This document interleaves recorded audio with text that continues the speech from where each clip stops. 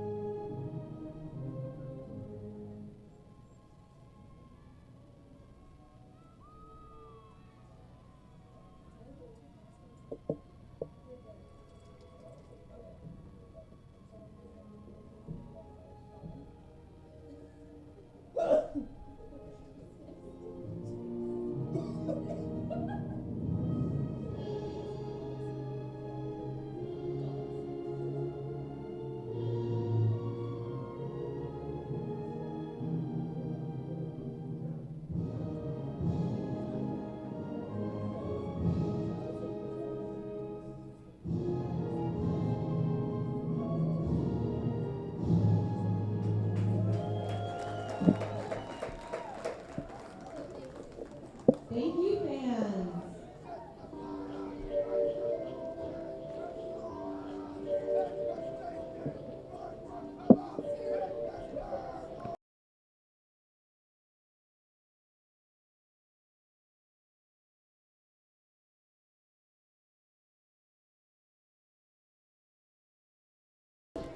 Welcome into the Great Park, Sam Evans, Aidan, Pham. It's Riptide Saints for the second straight day, and yesterday was a pretty wild one up at Arroyo Seco. Yeah, it definitely was. The game was close to 4 hours, and we're still not done with it, but the Riptide leading by 12 runs.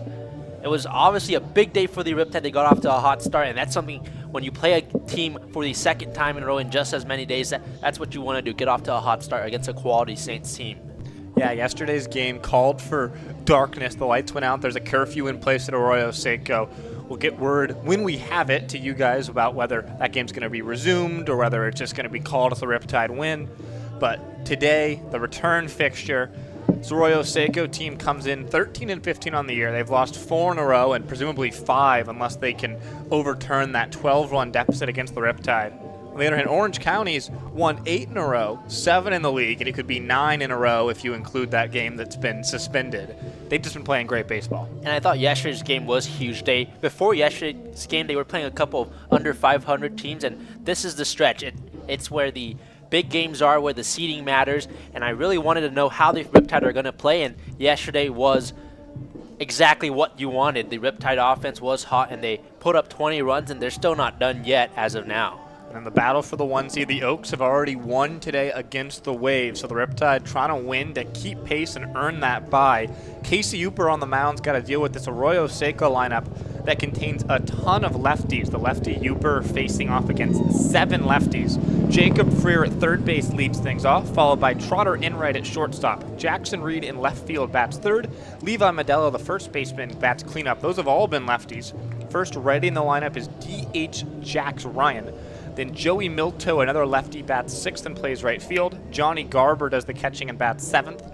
He's a righty. Keon Mazzini, the last and final of the 6 lefties, bats 8th. He's at second base. And Gannon Snyder bats right-handed. He's in center field. The left-handed Upers got a great defense behind him. We'll get it to you momentarily here as Jacob Freer's just about ready to step into the batter's box and get this one underway. Don't get yesterday's game. Don't let that concern you, because the Saints lineup is really good, as we've seen all season long. They can really put runs on the board and get hits quickly. Freer's hitting .323 so far this season. He was 1 for 5 with an RBI yesterday. Takes ball 1 up and away from Uper, who's just been fantastic so far this summer. 1-0, 17.1 innings, ERA at 1.5, so he's really been just lights out on the mound. Swing and a miss, so 1-1. He hasn't allowed a run in either of his last 2 starts. He struck out 20 batters in that time, including 11 strikeouts against the Barons 8 days ago. That's the most we've seen from any Riptide pitcher this season, so he's just been fantastic. Just misses the zone there, so 2-1. It's been the pitching staff all summer long that has really carried the Riptide when they were down, and they're having a good stretch as well. Casey Uper looking for another good out. Only Santa Barbara, who's atop the CCL South, has fewer runs allowed per game than the Riptide. That one dropped in there with the off-speed, though, so 2-2. A nice pitch for Uper to even up the count against Freer, who has a lot of walks in his game, 12 walks so far, but also 24 Ks. That's more than any Riptide player. Uper looking for strikeout number 1 right here. That one's chopped to the right side. It'll be picked up by Cadena. He'll need help, and he won't get it. Uper was late covering, and it's a leadoff single after the Riptide play some shoddy defense there. Just a little bit of miscommunication. Isaac Cadena made a good play on it, but yeah, like you said, Casey Uper just not over there to cover the bag on time, and Jacob Freer gets on. That's the start you were looking for the Saints. I think Uper was kind of expecting Jake Evans to grab that baseball and throw to Cadena, but once Cadena picked it up, then it was going to be trouble and unable to beat Freer to the bag. So that'll bring up Trotter Enright, the shortstop, who's hitting .343, another of many 300 hitters in this Saints lineup. Squared to bunt, but pulled back. Takes a strike anyway, 0-1. And talk about how Jacob Freer gets on a lot. Trotter Enright, another guy. He leads the team in walks on an 18-game on-base streak. 23 of those free passes this season for Enright, and just a pest to face as a pitcher on the mound. 0-1. That one on the outside half, so 0-2. A couple of nice off-speed pitches that have been dropped in by Uper so far. So with Freer on first, no outs in this 0-0 game, but ahead 0-2 of the dangerous Trotter Enright. Pretty straight up. Runner starts and stops. Crandall feigns a back pick, but ultimately just throws back towards Uper on the mound. Jacob Freer bouncing around on first. Keep an eye on that throughout this whole game. The Arroyo Seco Saints are second in the CCL in stolen bases. A lot of speed on this lineup for the Saints. Yeah, 99 steals so far, just one off the most behind the Merchants, and Uper will pick over here. We saw before the walk-off win on Thursday for the Riptide. They spent probably half an hour working on varying their timings on the mound and how they're going to throw over to try and dissuade this Saints team, because they're just so potent at stealing and able to limit the damage in game number 1. Uper gets strike 3 called towards Enright for a first out here of this ball game, and it was a perfectly placed off-speed pitch that just fooled Enright to get the punch out. And just froze him up. A good start from Casey Uper. That's pretty positive after giving up that single to Freer. Another lefty, Jackson Reed. He went 2 for 3 yesterday. He joined the team just 10 days ago, back on July 9th. Freer will run. The throw down is in time. Zach Crandall fires down towards Jake Lambden, who put a nice tag on the back edge of Freer's leg and was able to get the caught stealing. So a big second out for the Riptide. Some nice defensive work from the catcher, Zach Crandall. Zach Crandall tested for the first time tonight, and he answers the call. Nice throw and tag from Jake Lambden. Runner is caught and thrown out at second. So now bases empty, 2 outs here. Nothing and 1 on Reed. 1 misses down and away, so 1-1. That eliminates the base runner, and for Casey Uper, a lot easier to work with. Just 1 more out, and you get the Riptide lineup back up. Easier for the lefties to control the running game, but now you don't have to worry about it at all. Fastball missed down, so 2-1 here on Reed. Reed from Seattle University.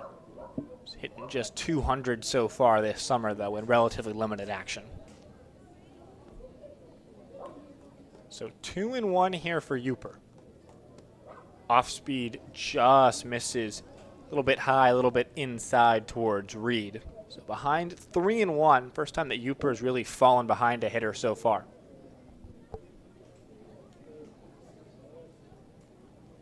Reed waits for an advantage pitch here from Uper.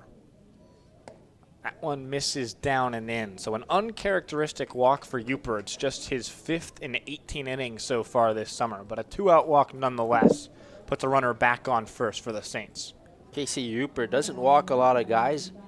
He issues the first free pass tonight to Jackson Reed, and Saints able to get another runner on in this inning. Now CCL All-Star Levi Medella comes to the plate here. He was 3 for 5 in that suspended game yesterday. This one's fouled off, just staying near Crandall, but nothing in 1. And for Arroyo Seco, you know, they score a lot of runs. The issue has been the pitching. They score the most among any non-affiliate team in the CCL South. The second behind the Waves, who've only played in 11 games so far this season. So really the most among any team playing a full schedule. So that one misses down, 1-1. But defensively, they've had a lot of trouble keeping their opponents from scoring runs. And we saw the Riptide score 20 against them last night, including 4 in each of the first 2 frames before they scored 10 times in the top of the 7th. And that really blew that game wide open. So Uper staring at the runner, but 1-1 throws home. This one's slapped off foul. Grant Maya will pick it up in front of the Riptide dugout. Medella has had a lot of success against the Riptide. In that last meeting before yesterday, he was 2 for 4. Looking for another good day against the Riptide, Levi Medella. Shorter University hit 5 home runs there, but still looking for number 1 this summer. Won't get it here, though. He'll swing and miss as Casey Uper works around an infield single and a walk with some help from Zach Crandall and 2 punchies. We're all tied at 0, moving on to the bottom of the first.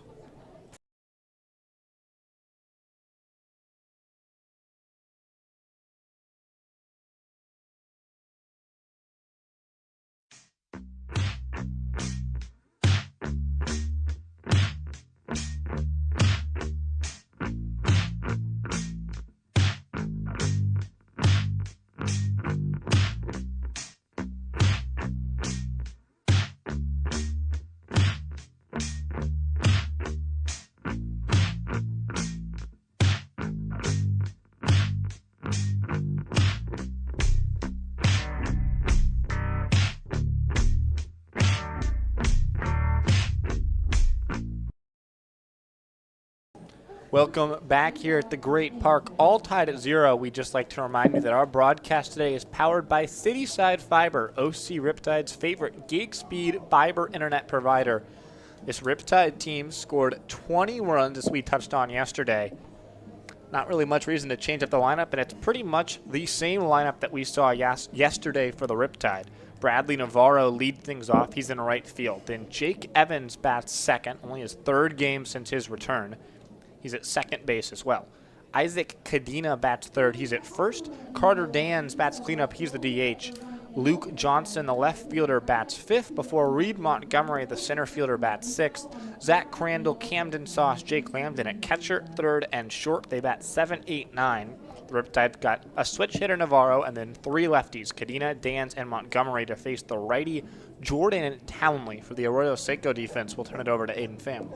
And Jordan Townley coming into today, this is his second start, just pitched 4 1/3 innings. Hasn't given up a run just yet this summer. He's facing a really good lineup in the Riptide that in their first 4 batters yesterday hit for the cycle. Part of that was Bradley Navarro's leadoff home run. It's his second of the summer, ties him for the team lead. Steps right back into the batter's box here to face off against Townley, who's yet to allow a run in 4 1/3 innings so far this summer. It's his first action in quite a while. Hasn't pitched in 2 weeks, but he threw 2 scoreless, gave up 4 walks, though, against the Santa Barbara Foresters day after 4th of July, July 5th. So Navarro batting from the left-handed batter's box here, ready for his first pitch. Off-speed drops in a pretty perfectly placed curveball that sort of looped high in the air before sinking into the zone for strike 1. Navarro coming off back-to-back games with 4 hits each, and it's really been impressive to see how he stayed so consistent all summer long. He's back over 400, batting .406 coming into today. 0-1, that one did not find the strike zone, 1-1. A nice play from Johnny Garber, who stuck his glove out and kept it from flying to the backstop. Got a lot of dogs here tonight. It's Bark in the Park. Actually, I don't have a dog. Do you have a dog, Aidan? I do, but my dog is not here tonight. That's a shame. 1-1. Navarro scolds that one out towards center field, but Snyder's got room, and he'll take a couple of steps back for the catch. So 1 down on Navarro's lineout. That's going to give you confidence for Jordan Townley. You saw how the Riptide got off to a hot start yesterday. You get the first out in a really good batter from Navarro and get going. Speaking of dogs, Omaha's out to retrieve that baseball bat. She's having a little bit of trouble, but she's got it now, and she did a positively fantastic job right there. A lot of different breeds here tonight. It's pretty cool to see. Mostly golden retrievers, though. They're the best dog. So, first pitch here to Jake Evans. Takes one for a strike, but he was fantastic yesterday. 4 for 4, 4 RBIs, 3 runs, 2 walks against the Saints. I mean, that's pretty much as good as you can do in a baseball game. So 0-1 on Evans. Swings and misses here. 0-2. Just sort of foul tipped that one into Garber's mitt. We talked about how Evans had a good day yesterday. This entire lineup, there's no easy matchups for Jordan Townley. You got Cadena up next and Carter Dans, both really good hitters as well. This Riptide offense has come into their own of late and just complimenting their pitching staff, and it's really hard to win as many games in a row as Evans takes one down 1-2 without doing just that. And so the Riptide have to sort of come back. They've won 8 games in a row. One of those was a non-league game, and then there was the game yesterday that they're leading by 12 runs, and it got suspended. So in some ways, the Riptide are looking for their 10th win in a row right here. 1-2 on Jake Evans. Takes one that just misses. Johnny Garber kept his mitt there for a long time, but Michael Blanchard was unmoved, and so it's 2-2. Evans coming back to this lineup. He'd missed about 2 weeks with a forearm issue, but came back on Thursday. So that one misses inside. We'll actually get a piece of Jake Evans, so we saw him get hit by a pitch so much before his injury. His first hit by pitch since his return right here, and he's back to the team lead for HBPs. Right, yeah, Jake Evans, as good as his bat is, he also finds a way to get on, whether that's the walk or the hit by pitch, and category that he leads the team in, like you just brought up. He's been battered and bruised all summer long. Yeah. On base percentage above 500, 507 coming into today, and it just went up another few points. Now, Isaac Cadena, another guy who's given an offensive jolt to the Riptide here. That one bounces in, so 1-0. But Cadena went 2 for 5 with an RBI yesterday. He's just raked since joining the Riptide. .354, slugging .612 thanks to a couple of home runs. And it's been fun to watch. 1-0 here on Kadena. Townley will check over towards Evans, who dives back in safely. We talked about how the Saints were pretty aggressive. The Riptide, another team who have tried to be aggressive on the base paths. See if Jake Evans works with that. So 1-0 on Kadena. Townley will throw home. Off speed drops in 1-1. It really feels like Townley's had the most command when going to his off speed pitches so far early in this game against the Riptide. Hasn't really seemed to know where his fastball's going exactly, but the off speed have dropped in. We'll see if that changes the Riptide batter's approach. 1-1 here for Townley. Drops in, so Kadena now ahead 2-1. We saw Kadena back on Sunday get ejected against the Barons when he was arguing balls and strikes. Pulled off one of the things that I haven't seen anywhere else. He went to the dugout and pulled out the track man to try and show the home plate umpire how wrong he was. 2-1, Evans back safely. Now Kadena had already been ejected by that point. I think had he not, he probably would have solidified his ejection right there. Right, I'm not ever saying you should bring an iPad out of the dugout, but if you feel you were done wrong, I guess that's one way to make your case. So 2-1 on Kadena. Evans gets a great jump and goes. There won't even be a throw. Evans was probably halfway to second base by the time Townley unleashed that one, and it's 3-1 after that one missed up and away. Nice job by Jake Evans. Gets in scoring position for Isaac Kadena. That was one where he sort of just had measured out the timing that Townley was using in the 4 pitches he'd seen, and once he knew when to go, he went, and there was just no chance that anyone was stopping him. 3-1, Kadena ahead in the count here. Evans now in scoring position. As Kadena lets one bounce off him, so a couple of hit by pitches so far in this ball game. One for Evans, one for Kadena. As the Riptide with runners on first and second, 1 out here in the bottom of the first. Still 0-0. Second batter hit by Jordan Townley, and the Riptide are threatening in the first inning. They scored 4 yesterday in the first frame. Carter Dan's an opportunity to give the Riptide their first lead of the ball game. Dans drove in a run yesterday, scored a couple runs, also walked twice, and that's been the key for him recently. His on-base percentage all the way up to .445 for the summer, in large part thanks to 12 walks in his last 9 games. Just been doing a great job of saying, hey, if you're not going to come pitch to me, I know how good of a hitter I am. Why would I let myself get out? I'm just going to take pitches and be selective and let good things happen as a result. So Dan's at the plate with runners on first and second as the Riptide try and strike quickly. Takes a strike there, 0-1. Similar position like yesterday when Carter Dans was up, runners on first and second. He had a triple to bring around the first 2 runs of the game, or rather the second and third after the homer from Navarro. When the Riptide were able to, as talked about, hit for the cycle in the first 4 batters, a homer, a single, a double, and then a triple, all coming in those first 4 batters of the game. Not here tonight, though, as Dans chops that one foul right behind home plate. And there's 2 guys on, but it's mostly been self-inflicted by Townley. He's hit both the batters that are on. Yeah, definitely struggled with control. Didn't allow a run against the Foresters. No hits either, but 4 walks in those 2 frames. And hasn't walked anyone yet today, but when you hit 2 batters, definitely struggling for control. We'll see how long of a leash Townley has, as this Arroyo Seco team has really been scuffling of late. They're 2-8 in their last 10. 0-2 on Dan's. Just misses down and away, 1-2. And the Saints are really desperate to figure out right now. This is the end and the stretch of the season. You talked about how they're on a 4-game losing streak. They got to be able to turn it around as of now. Stay competitive. What the struggles for them have been is winning away from home. Just 3-9 when they don't play in Pasadena so far this season. Just can't afford to be that ineffective away from your home ballpark. Dans lines that one into right field for a base hit. Waved around is Evans. The throw home is in time. Evans is very out. An aggressive send from Grant Mayu Jake Evans is hosed at the plate for the second out of this inning.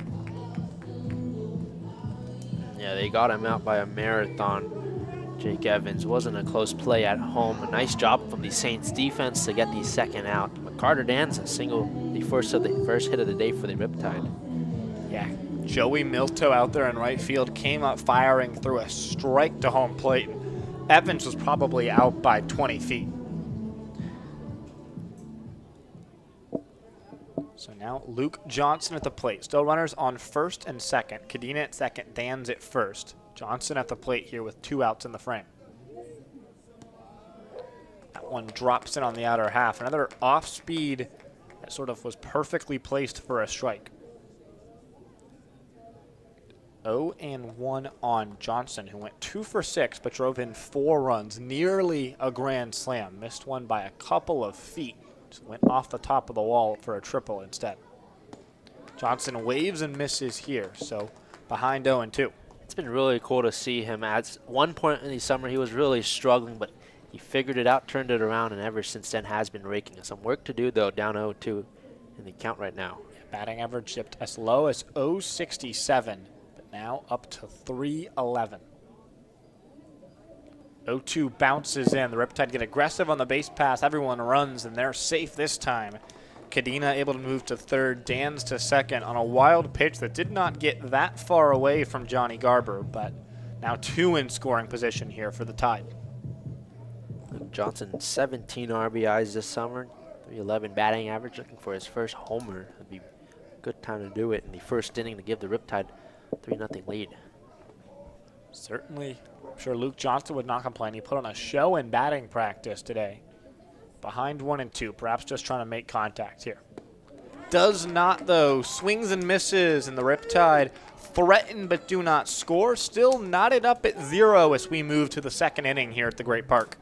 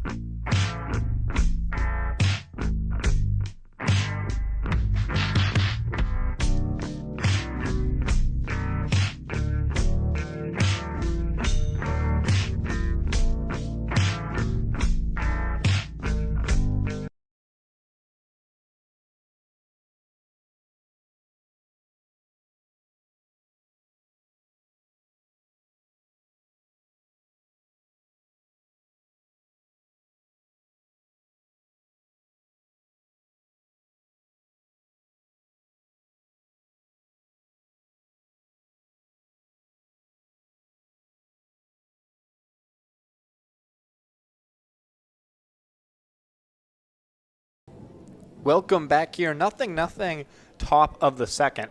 We're going to get the Riptide defense to right now because we couldn't get it done as Casey Uper flew through the first. Luke Johnson, Reed Montgomery, Bradley Navarro left to right in the outfield. Camden Sauce, Jake Lambden, the left side of the infield.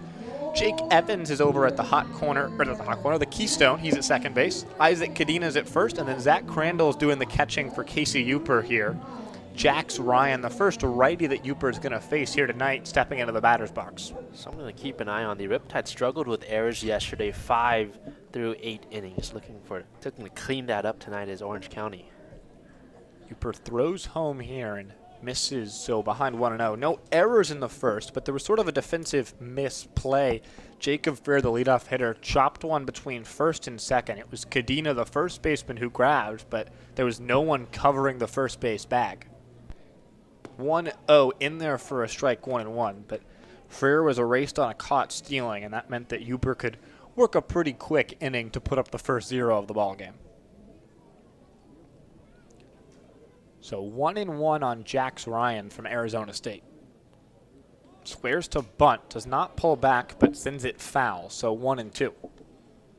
We're going to get ahead and count Casey Uper. 2 strikes on the beer batter. Make some Ryan so far this noise. summer hitting just .210, but 9 for 11 on stolen bases. So really a guy you want to keep off the base paths. Big issue for Ryan, though, has been the strikeouts category he leads the team in. That one's sent out down the right field line, but twisting foul. So still 1-2. Yeah, Ryan's got 29 Ks so far this summer, which when you've only played 28 games, you're not playing every single day. That's not exactly ideal. Hit 281 for Arizona State. Did have a homer with the Sun Devils, but yet to go deep so far as a Saint. 1-2. Swings and misses. So a third strikeout from Casey Uper. He struck out 11 last time out, trying to chase down that number here again tonight. He's got 3 of the first 4 outs coming by way of the K, and that'll bring up Joey Milto. Good start to the day for Casey Uper. Gave up that single to lead off the first, but really looks calm and collected on the mound. Now Milto, who is another all-star, one of 3 in this lineup. Get things going here for Arroyo Seco. Swings and misses, and Uper just continues to generate whiff after whiff. Struck out 9 and then 11 in those last 2 starts, up to 26 now so far this summer. Had 23 coming in. 0-1. That one's grounded right side. Cadena will field. This time he'll win the race to the bag, though. And out number 2 on Cadena's solo putout. Nice play by Cadena, who's playing at first today. We've seen a rotation of guys for the Riptides start at first. Cadena gets the nod today. A catcher, but has been pretty versatile for Orange County. Yeah, 8 different names have been penciled in that first baseman slot so far this summer for the Riptide. Cadena's done a really good job. Can really do everything. He can catch, he can play first and third, as well as the corner outfields, but mostly seen him at first base so far at the Riptide. That one misses outside to Johnny Garber, the catcher, going with no batting gloves here. Just the second righty that Uper's faced. Sort of a good spot for a lefty pitcher to come into when there's so many lefties in the opposing lineup.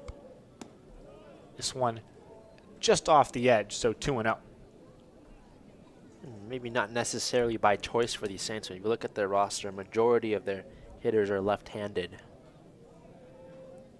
So a good spot for Uper, who's looking to put up his 3rd straight scoreless start. 2-0, that one drops in. So a nice off-speed pitch gets Uper back into this count here.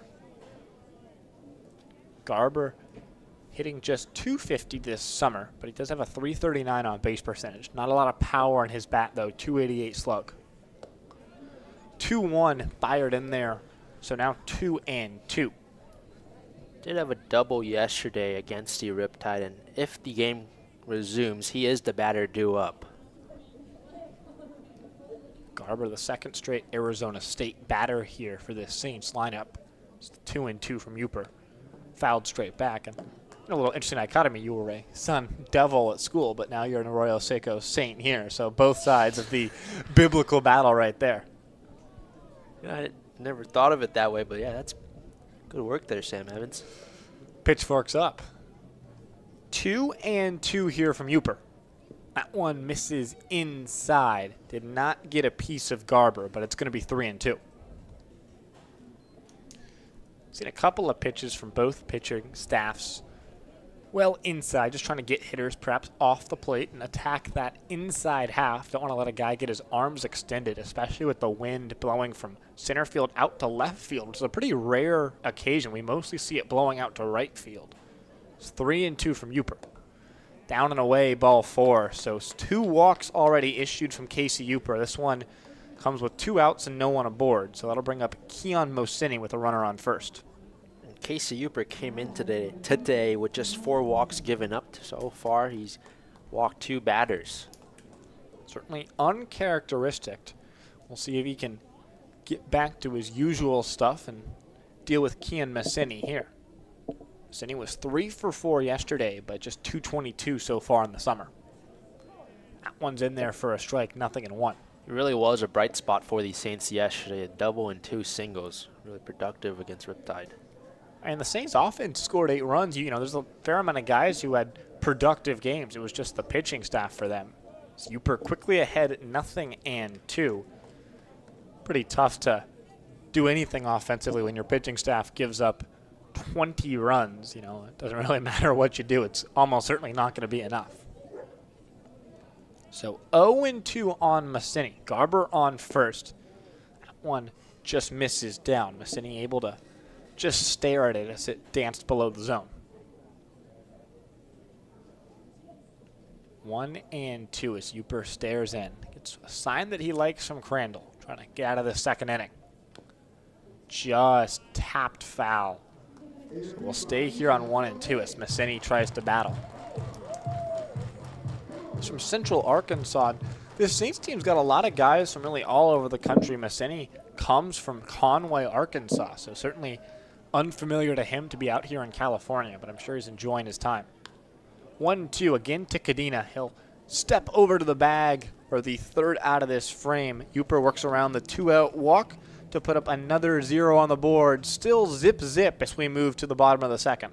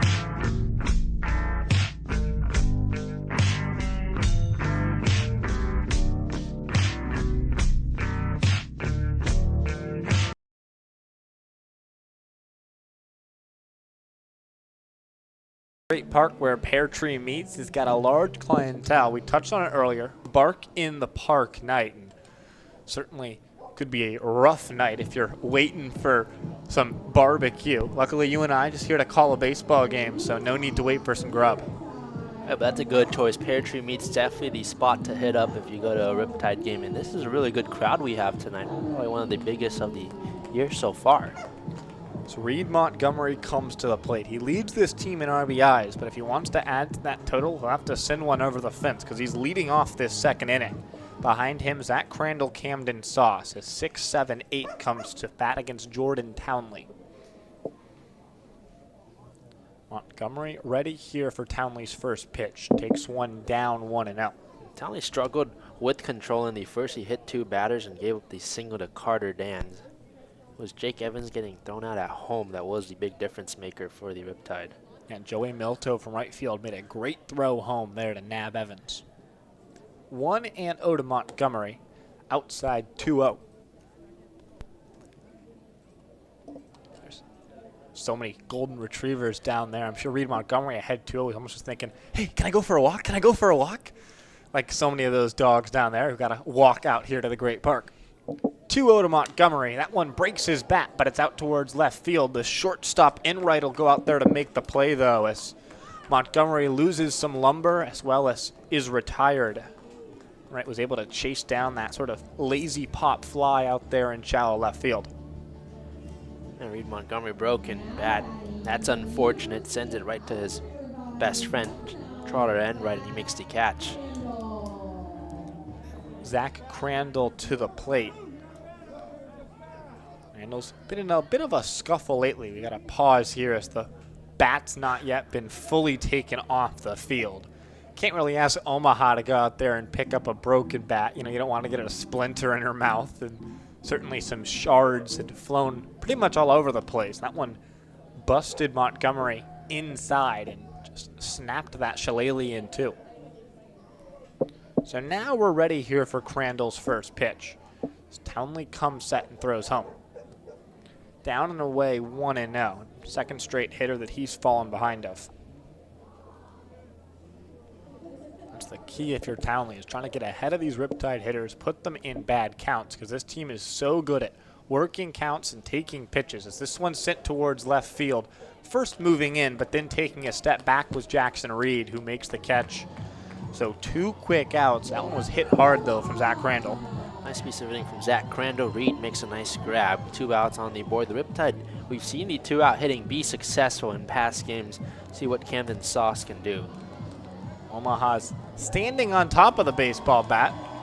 Now decides she'd like to pick it up once the crowd goes crazy. She wants to put on a show, just like all the Riptide players.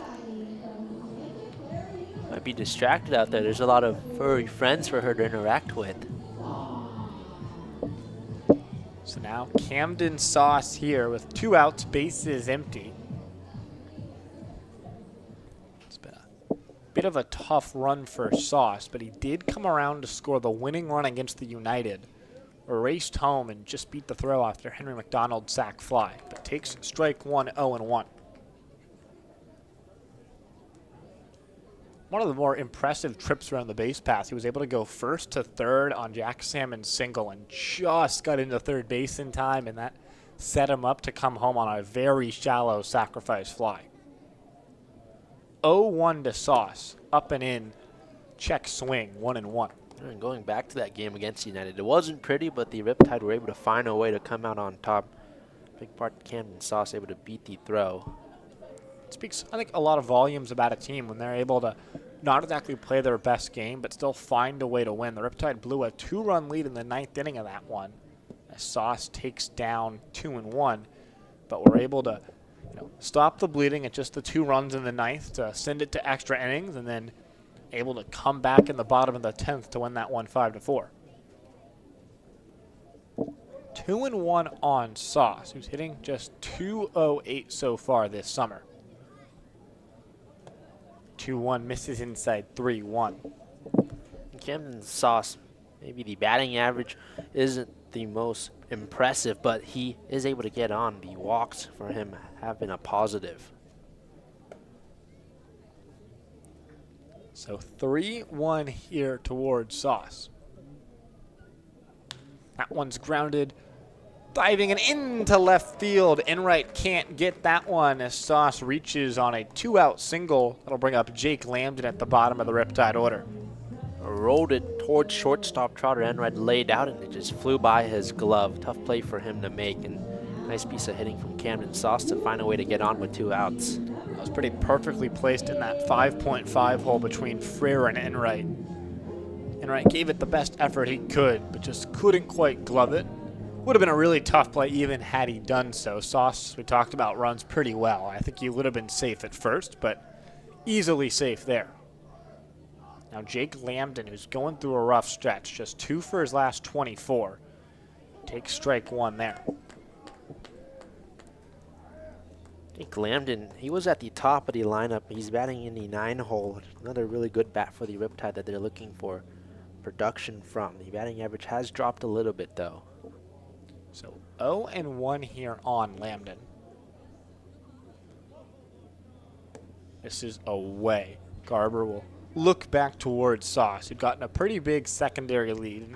Didn't really look like he wanted to throw over towards Sauce, but just wanted to remind him, hey, we'd like you to be a little bit closer to that first base bag.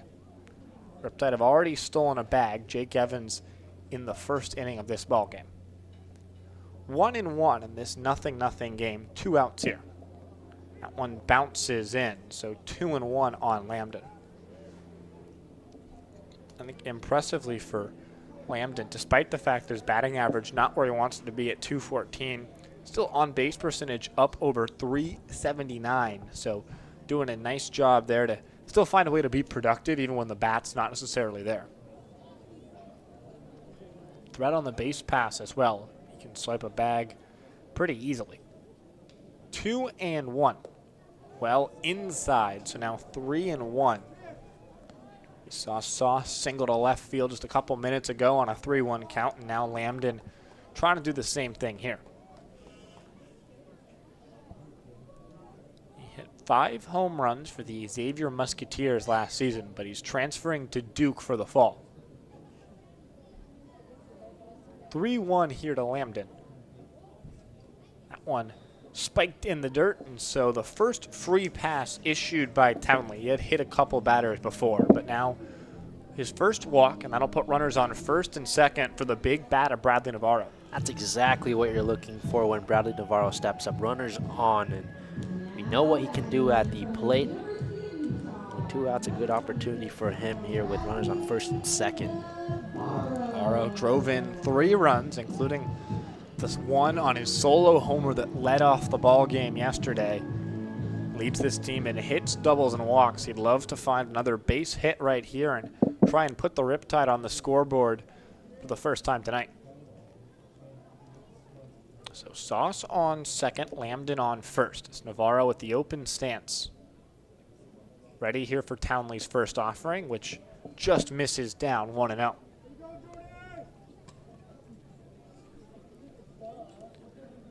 Townley gets some encouragement from someone in the crowd, but Navarro's got the backing of pretty much everyone else here at the Great Park, which is probably the fullest we've seen all season here on Bark in the Park night. 1-0 to Navarro. Very worried about the runners, Townley, but he throws home and finds the strike zone to even the count at 1. Nice fastball there, pretty much right on the black. We're looking to get that elusive third out as Jordan Townley prevent any damage for the Saints. Yeah, those 2-out rallies are just so crushing when you're on defense. You're so close to getting out of the inning. The Riptide have strung a single and a walk together from their 8-9 men in the order, but now got the top of the order up. Navarro swings and misses here, though, so 1-2. Navarro struck out twice yesterday, which is something that he doesn't do often. Still managed to put up 4 hits, was a double short of the cycle in the game. So I think it was a pretty productive game, even if Navarro struck out multiple times in one game for the first time all season. 1-2 on the switch hitter. That one misses inside, so count back even at 2. Nice job by Bradley Navarro working the count, and that's pretty much the entire MO of the Riptide offense. It's just work counts, battle, and make other teams make good pitches. It hasn't necessarily been about the long ball or anything like that this season. It's just been good, steady baseball that sort of wears you down as a defense. 2-2 on Navarro. Takes one down, so the count will run full. That means that Sauce and Lambden, both good runners, will get a jump on the pitch here. It's the full count to Navarro, who has 21 walks so far this summer. I think he's got bigger things on his mind than just a free pass. See how selective he is here on the payoff pitch. 3-2, runners go. This one's just tapped foul off himself by Navarro, so we'll do it again. Good at bat Navarro's putting together. Able to battle back, get it full, and stay alive. It's just what he does so well, is it really seems almost impossible to strike him out at times, and just stays in counts, battles, makes it so difficult for opposing pitchers, and then it seems like when he's down to his 2 strikes is when he does some of his best hitting. 3-2 here. Lambden on first, Sauce on second. Townley throws home. This one's grounded right side. Moving over Mandela. He'll flip to a covering Townley, who just steps on the bag. Dances his way out of trouble for the second straight inning. We're still tied at 0 as we move to the third.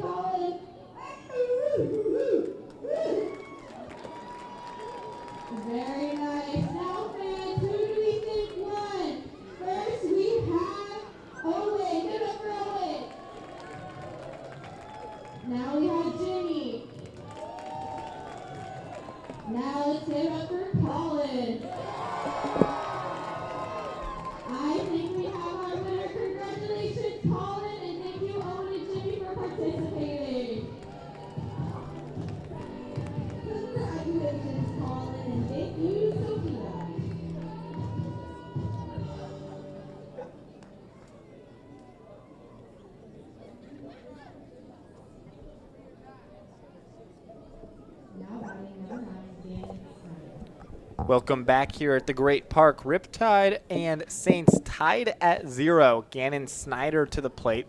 He's the number 9 hitter, and then it'll flip over to Jacob Freer, trotter, and right as Casey Uper continues to work in this ball game. Riptide have put runners on first and second in each of the first 2 frames, but not able to score against starter Jacob Townley so far. First pitch fouled off right behind the press box by Snyder, who was a QB in high school. He was the number 2 ranked quarterback in the state of Missouri, but choosing to pursue baseball at Wichita State, where he hit .252 last season. Ready here for the 0-1 from Uper. This one's just cued foul towards the Saints dugout, so nothing in 2 as Uper tries to keep his good pitching going right here. Snyder stepped out of the box momentarily. Uper never stopped being ready as his glove next to his face. Now is a pitch that he likes. Comes, set, and throws home. 0-2 got a piece of Zach Crandall, so 1-2. You talked about the runners left on. The Riptide, nice job getting on, but Jordan Townley's been able to find himself able to get out of a couple of these jams. That's why it's so imperative for Uper to keep putting up zeros and get that Riptide offense back up, and when the breakthrough comes, good things will happen. This one's grounded towards Lambden. Charges. He'll pick and throw in time. A nice play from Jake Lambden on the run. Feels like we say that almost every single game because he's just fantastic over there at the shortstop position. He's been phenomenal for the Riptide since his arrival. Just a big guy defensively, and he just comes through every time. You know, his first few games, it really felt like there were sort of flashes of that, you know, amazing defense. He had a couple of really highlight reel plays, but also a couple of errors and plays that really should have been made that he didn't make. But now it feels like he just makes every single play. And right there, just smooth on the run, easy in time to get Snyder. Now Jacob Freer takes one down and away. Freer singled towards Isaac Cadena at first base. There was some confusion on who was going to cover the bag, and in the end, no one covered, and Freer took advantage for the one and only base hit so far for the Saints. 1-0. That one misses down. Now 2-0. If you're Uper on the mound, want to try and get back into this at-bat. Only been behind 2-0 once all day long, your first time through. Drops in the fastball there, 2-1. Went to the curveball for a strike when he was behind 2-0 the first time, but here went to number 1, and it worked out. So 2-1 now. Uper continues to work quickly, but that one missed down, so 3-1. Finds himself down for these Saints. You got to be able to take advantage, get on, and score first. You talked about how the Riptide, when they score in bunches, and it feels like it's only a matter of time. Yeah, exactly. I talked with Andrew Geisler about this the other day. It really feels like the Riptide's offense is sort of like an old car. Uper misses up and in for ball 4. That's his 3rd walk so far tonight. Really uncharacteristic from a guy who'd only walked 4 all season coming in. But he issues the 1-out walk here towards Freer, who reaches for the 2nd time today. But we talked about the idea of the Riptide offense sort of being, you know, an old car that, you know, in the cold you have to go out there and you have to sit in the car for a couple minutes and let the engine rev up. And that's what the first few innings have been for the Riptide. But once that car gets going, it doesn't really feel like it stops very easily. And the Riptide's offense often rolls to life and comes up with a big inning here. As this one just touched foul by Enright, so 0-1. He struck out looking, one of 3 strikeout victims from Uper the first time through this lineup. 3rd inning in a row that Uper's got to work with a runner on first. He 3rd walk in as many innings. Yeah, the only hit allowed the infield single to Freer, but 3 free passes alongside that. As this one misses up and in, so 1-1. Sends Enright to his feet, but now back up quickly and just resettling himself in that left-handed batter's box. So Uper now working from the stretch here. Cadena's holding Freer on. This one's slapped foul towards Pear Tree Meats, but the netting will keep it on the playing surface as Zach Thomas goes to retrieve that baseball. Enright struck out in the first, looking for his first hit of the day, and a really good hitter at the plate for the Saints. So 1 and 2 here from Uper as he tries to get a big second out here. Staring right at Freer on first, but throws home. Bounced in the dirt, but kept close by Crandall, who's done a really nice job today. Uper hasn't necessarily had his usual control, but Zach Crandall's been up to the task and kept baseballs in front of him. Throwing out a runner as well throughout Freer, who's on first, so perhaps that'll dissuade him. And this Saints team, while they're second in stolen bases, it's come at a cost. They lead the entire CCL in caught stealings. This one's just chopped foul. Cadino will get it, throw to first, and no one's there again. The second time that Uper's not over to cover. And just like that, runners on first and second with 1 out here for the Saints. Just tough for the Riptide. Cadena and no one on the bag to throw it to, and Trotter Enright on first. Runners on first and second for Jackson Reed. That one was going to be a much tougher play than the first one, but again, just frustrating when it's the same mistake multiple times in one ball game. So Jackson Reed to the plate now here. He walked back in the first. A big spot. Runners on first and second, 1 down here, top of the third. That one just missed inside, 1-0. Reed, one of 4 guys that has reached tonight, and that was on a walk back in the first. For this Saints team, it really feels like nothing has been going their way recently. They were really in the hunt with the Conejo Oaks for the 1 seed in the CCL South Division's playoffs here. As the 1-0 from Uper comes home. That one finds the strike zone 1-1. But that 2-8 stretch has really taken them out of contention for that first seed. Now, the Academy Barons, who are the 4th and final playoff eligible team in the CCL South, down at 9-19, they've also been mired in a 2-8 run. So it really hasn't meant that the Saints are in danger of falling out of the postseason, as this one bounces in 2-1. But it's made it a lot more difficult for them to have any aspirations of getting the bye. Probably means they're likely going to slide into that 3 seed. Potentially have to go on the road for 2 straight games in the playoffs. If the season ended right now, it would be these 2 teams right here for a playoff spot. So the Riptide currently would be the 2 seed and the Saints the 3. Uper throws home with a 2-1. That one in the strike zone, 2-2. But I think that really makes these games against the Saints, this is the second of 4 across the last week and a half of the season, so critical to try and, 1, help you move up to that 1 seed. That Oaks team just has proven really tough to beat. We've got 3 against the Oaks coming up for the Riptide starting tomorrow, but also just trying to send the message to the Saints that you feel like you're a lot better than them, as Uper gets a big strikeout from Jackson Reed. Now 1 giant step closer to getting out of this frame. Strikeout number 4 from Uper. Right after you give up the walk and the single, you come back with the strikeout. That's huge for Casey Uper. 2 outs on the board, and he's up Levi Medella. Medella was a strikeout victim his first time up as well. Runners on first and second. First time that anyone had gotten into scoring position all day long for Arroyo Seco. This one's sent right towards Lambden. He'll move over and step on the bag, and Uper works his way out of trouble. Still knotted up at 0 as both pitchers trade Houdini axe.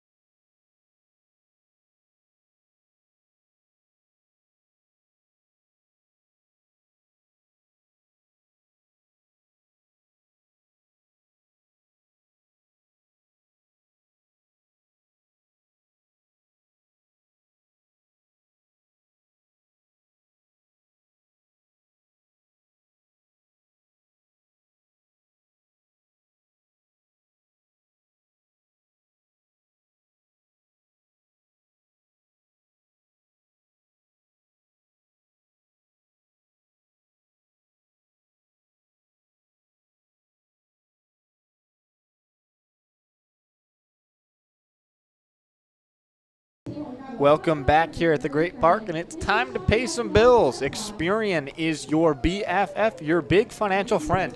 Big enough to have the resources and knowledge that have an impact, but personal enough to help with what's best for only you. No matter where you are in your financial journey, your big financial friend is a trustworthy companion by your side. Wherever you are on your financial journey, your big financial friend is ready to help you navigate the smartest way to reach all your personal financial goals with solutions you can trust. This is Experian, your big financial friend for life. For more information, visit Experian.com. So we're back here for the bottom of the third, still tied at 0.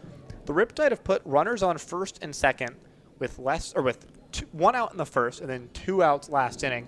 What do they need to do to cash in those runners to get their first run here tonight? Right, and the left on base was an issue for them in the past couple of games. They were able to get away with it playing teams that were under 500. You get guys on and you just need the production to continue to go. Find a way to get them around the Riptide, but it all starts with Jake Evans leading the inning off with a big splash. Evans might be the guy you want most to try and set the table. On base percentage north of 500. The only guy you can say that for this season. That one just misses 1-0. Not exactly sure where that one missed. It looked pretty good, but 1-0 regardless. I'm sure Evans won't mind.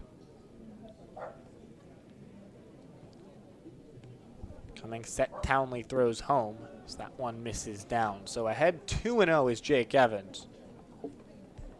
Only hit 194 for Long Beach State last season, but he's really come into his own so far this summer. And we touched on that 4-for-4 game with a couple of walks yesterday, just bursting out his first really huge game since his return.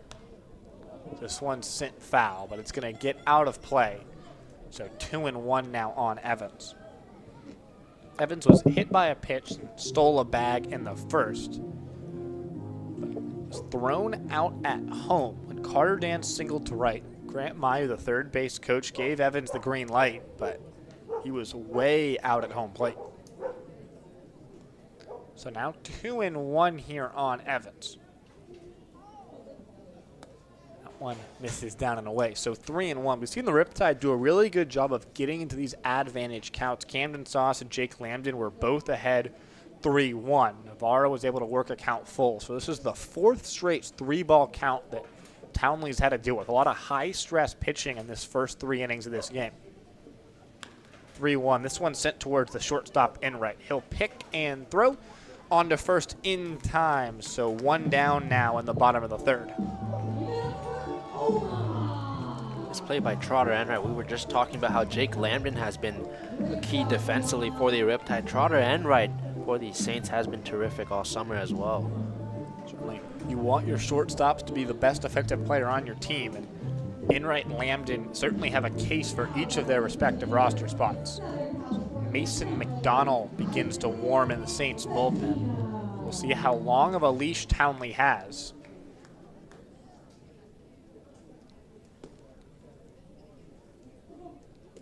Cadena ready for his first offering and takes a strike, 0-1. Cadena was hit by a pitch just like Evans in the first.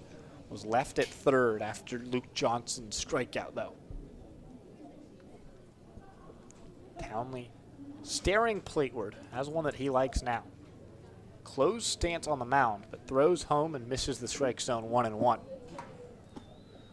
I think Cadena, really interesting one. He'd been under contract to play for the Santa Barbara Foresters, but he said he really wanted, if he was going to play anywhere, he was going to play with the Riptide.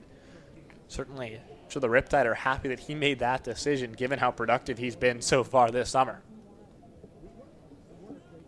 1-1. This one slapped foul and towards the Riptide bullpen. Just going to get into that shrubbery behind the pen. Cadena, really good addition. He's been the big spark in the lineup. Plays multiple defensive positions starting at first today, and he's back home for the summer and getting to play with the OC Riptide before heading up north to Los Angeles. 1-2 here on Cadena, whose time with the Riptide unfortunately going to be limited. Wednesday will be his last game with the Tide, so won't be here for that playoff run. 1-2. That one hit sharply but foul down the right field line.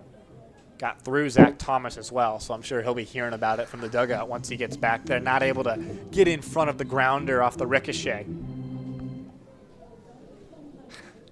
Those ground balls are tough, though. They are tough. I've been out there in the outfield trying to make plays, and you know, it's a fly ball or a grounder. They can be tricky to get your glove in front of. Zach Thomas doesn't have a glove, so it makes it extra difficult. 1-2 again to Kadena. That one's sent high in the air. Medella, the first baseman, as well as Mosini going out. It'll be Mosini who makes the play in shallow right field. Now 2 outs here. Coming up Carter Dans. It's a pretty cloudy night in Irvine. That ball went up, and I was trying to spot it. I lost it, but Mosini had a better look at it than I did, and he made the catch. Well, I think great minds must think alike, because the next thing out of my mouth was going to be how cloudy this sky was. It's so uncharacteristic. We've had pretty much perfect 72-degree sunny weather all summer long, but for the first time, the sky a little bit darker tonight. No rain forecast, so hopefully it'll stay away. Dan's here at the plate. 2 outs, bases empty. Swings and misses at the first pitch. A nice off speed from Townley to get it. You know, if you have a bunch of rain come down, it's going to start to smell a little bit around here with all these dogs. You know, you talk about that wet dog odor. It's Bark in the Park night. Festivities continue here. 0-1 misses down 1-1. There's going to be a Beat the Omaha race in, is it the top of the 7th? I believe it's the top of the 7th. I was talking to Addy where he was warming up pregame. He's ready. He's locked in, and he is ready for this race. And I believe we will have cameras on there, so you can stay tuned in between innings. There's going to be a dog versus a human on a baseball field.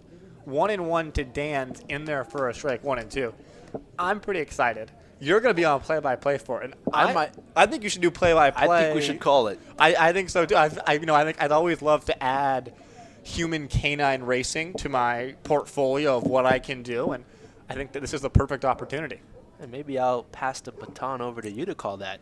1-2. That one's topped towards the mound. Townley will field. He'll flip underhand to Medella.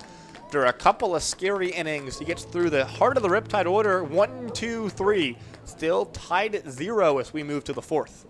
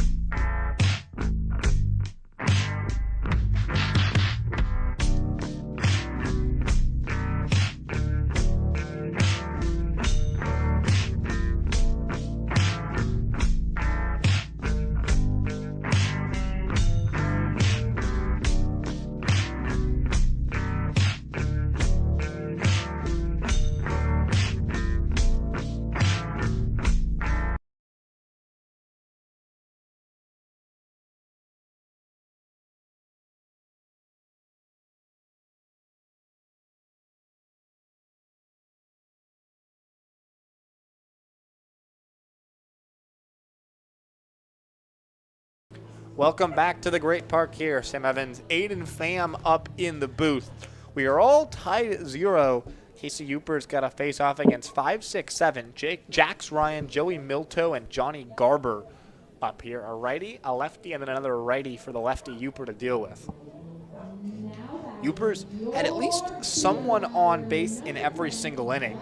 Had 2 of the first 3 batters reach last frame, but came back and got a strikeout from Jackson Reed and then a fielder's choice from Levi Medella. Got him out of trouble there. Ryan was a strikeout victim his first time up in the 2nd. First pitch swinging here, though, sends it out to Bradley Navarro in right field. He'll make the catch, Bill, the cap high, though, pretty much right at Navarro, who is perfectly placed to counter Ryan's line drive. The first ball that's gone Navarro away, and he makes a nice catch for out number 1. So far tonight for the Saints, just 2 hits so far. Most of the runners that have reached are on free passes, and His 3 on left on base compared to the Riptide's 4. Not just is that the first ball that Bradley Navarro's had to deal with, it's the first ball hit to the outfield all day long from this Saints team. Both singles were infield singles, as this one misses high 1-0.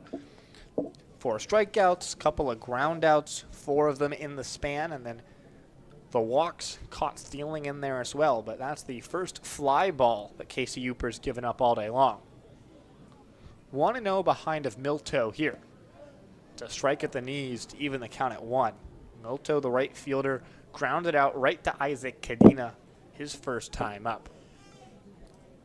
Able to eliminate Jake Evans at home to prevent the Riptide from taking the early lead. Probably the play of the game so far from either team. Now 1-2 though. Milto's got good speed. At Bellarmine, he led that team in triples, so not a guy you want to have on the base paths. 8 for 11 on stolen bags so far this summer. Now 1-2 from Uper. In there, strike 3 called. Froze him with a perfectly placed fastball down and away. That's strikeout number 5 from Casey Uper. Nice job by Casey Uper. 5 strikeouts like you just brought up, Sam, and back-to-back 2 quick outs in the 4th. Now Johnny Garber. Back in the second inning, Ryan and Milto each went down, which meant that Garber, like he does here, came up with no one aboard and 2 outs in the frame. He was able to coax a walk out of Uper. Trying to do better here, though, as the left-hander. Misses inside there, 1-0.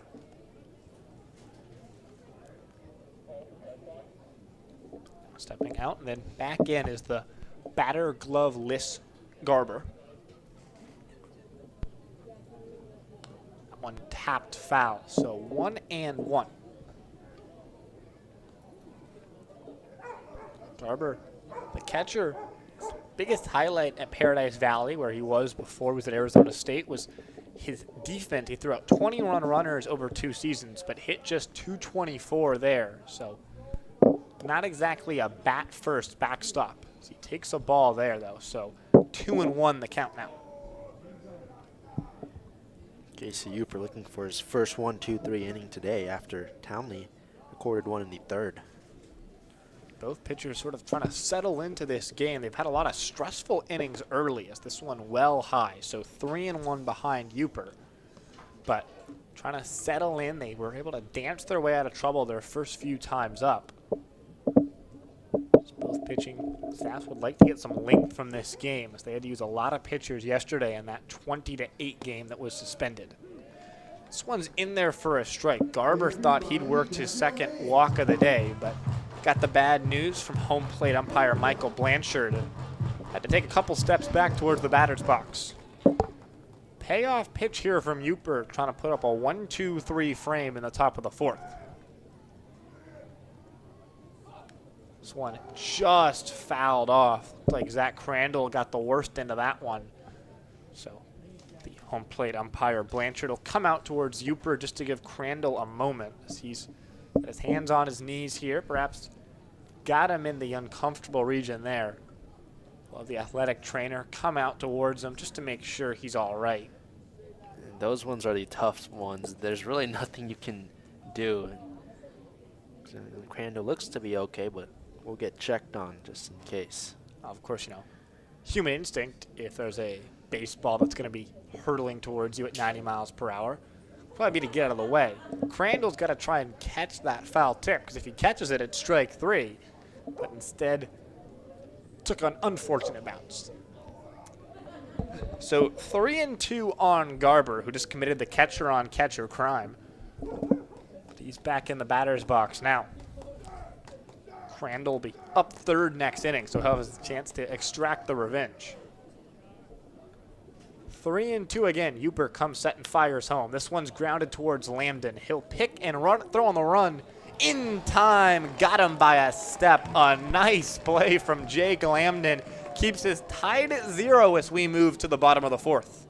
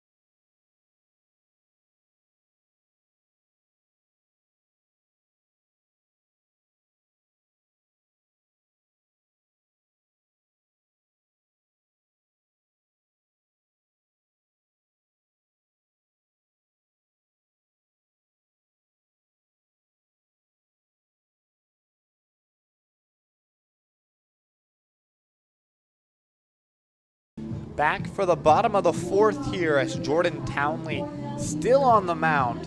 He's worked 3 scoreless innings, worked his first 1-2-3 inning last time up. He's now dealing with Luke Johnson, followed by Reed Montgomery, and then Zach Crandall.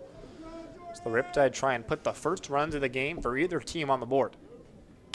First pitch swinging, grounded towards the shortstop, Enright. He'll throw on the run in time. A couple of nice plays from both Enright and Lambden, the 2 shortstops in this game.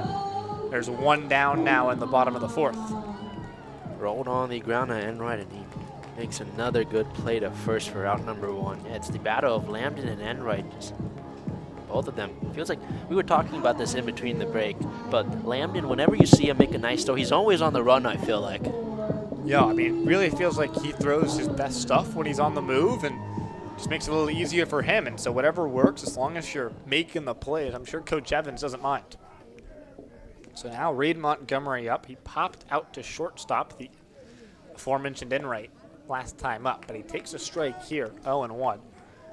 He's 1 baseball bat lighter as he snapped his last twig last time up. Yeah, there's a lot of dogs here, but that's not the bark that Reed Montgomery wanted. 0-1. Inside, 1-1. I mean, got a couple of sticks there. You could have given it to some dogs to play fetch with, but I guess with how sharp they were, probably not worth doing so. 1-1. Swing and a miss. Sent Montgomery nearly to a knee there. I think he pretty much had only intentions of sending that one over the right field wall. Took a big cut at that baseball. Only 1 home run so far this summer for Montgomery. Came back in game number 5 of the season. This one's lifted towards left field here. Reed will come in and he'll make the catch. So now 2 quick outs in the bottom of the fourth. It's now 6 straight retired by Townley. You know, usually you see teams hit better against the pitching staff when they go through for the second time, but the Riptide 0 for 6 the second time through. Omaha's taken a little bit of extra time with this baseball bat. He's sort of dragging it by the handle and able to get there and make the play. That's perseverance, that's grit. It's exactly what you want to see from your dog right there.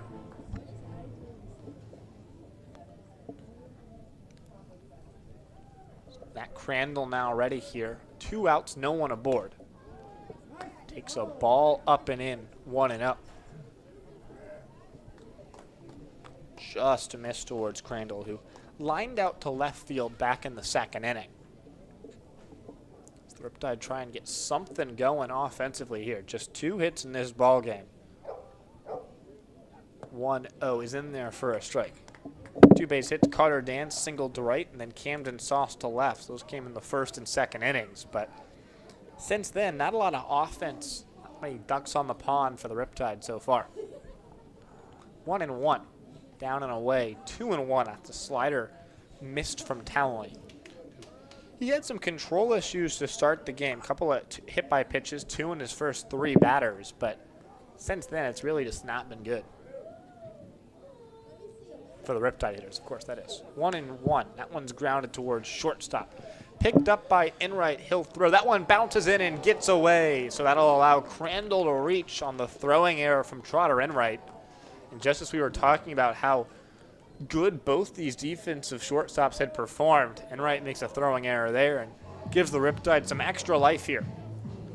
Now the first error of the ball game, it goes against Trotter Enright.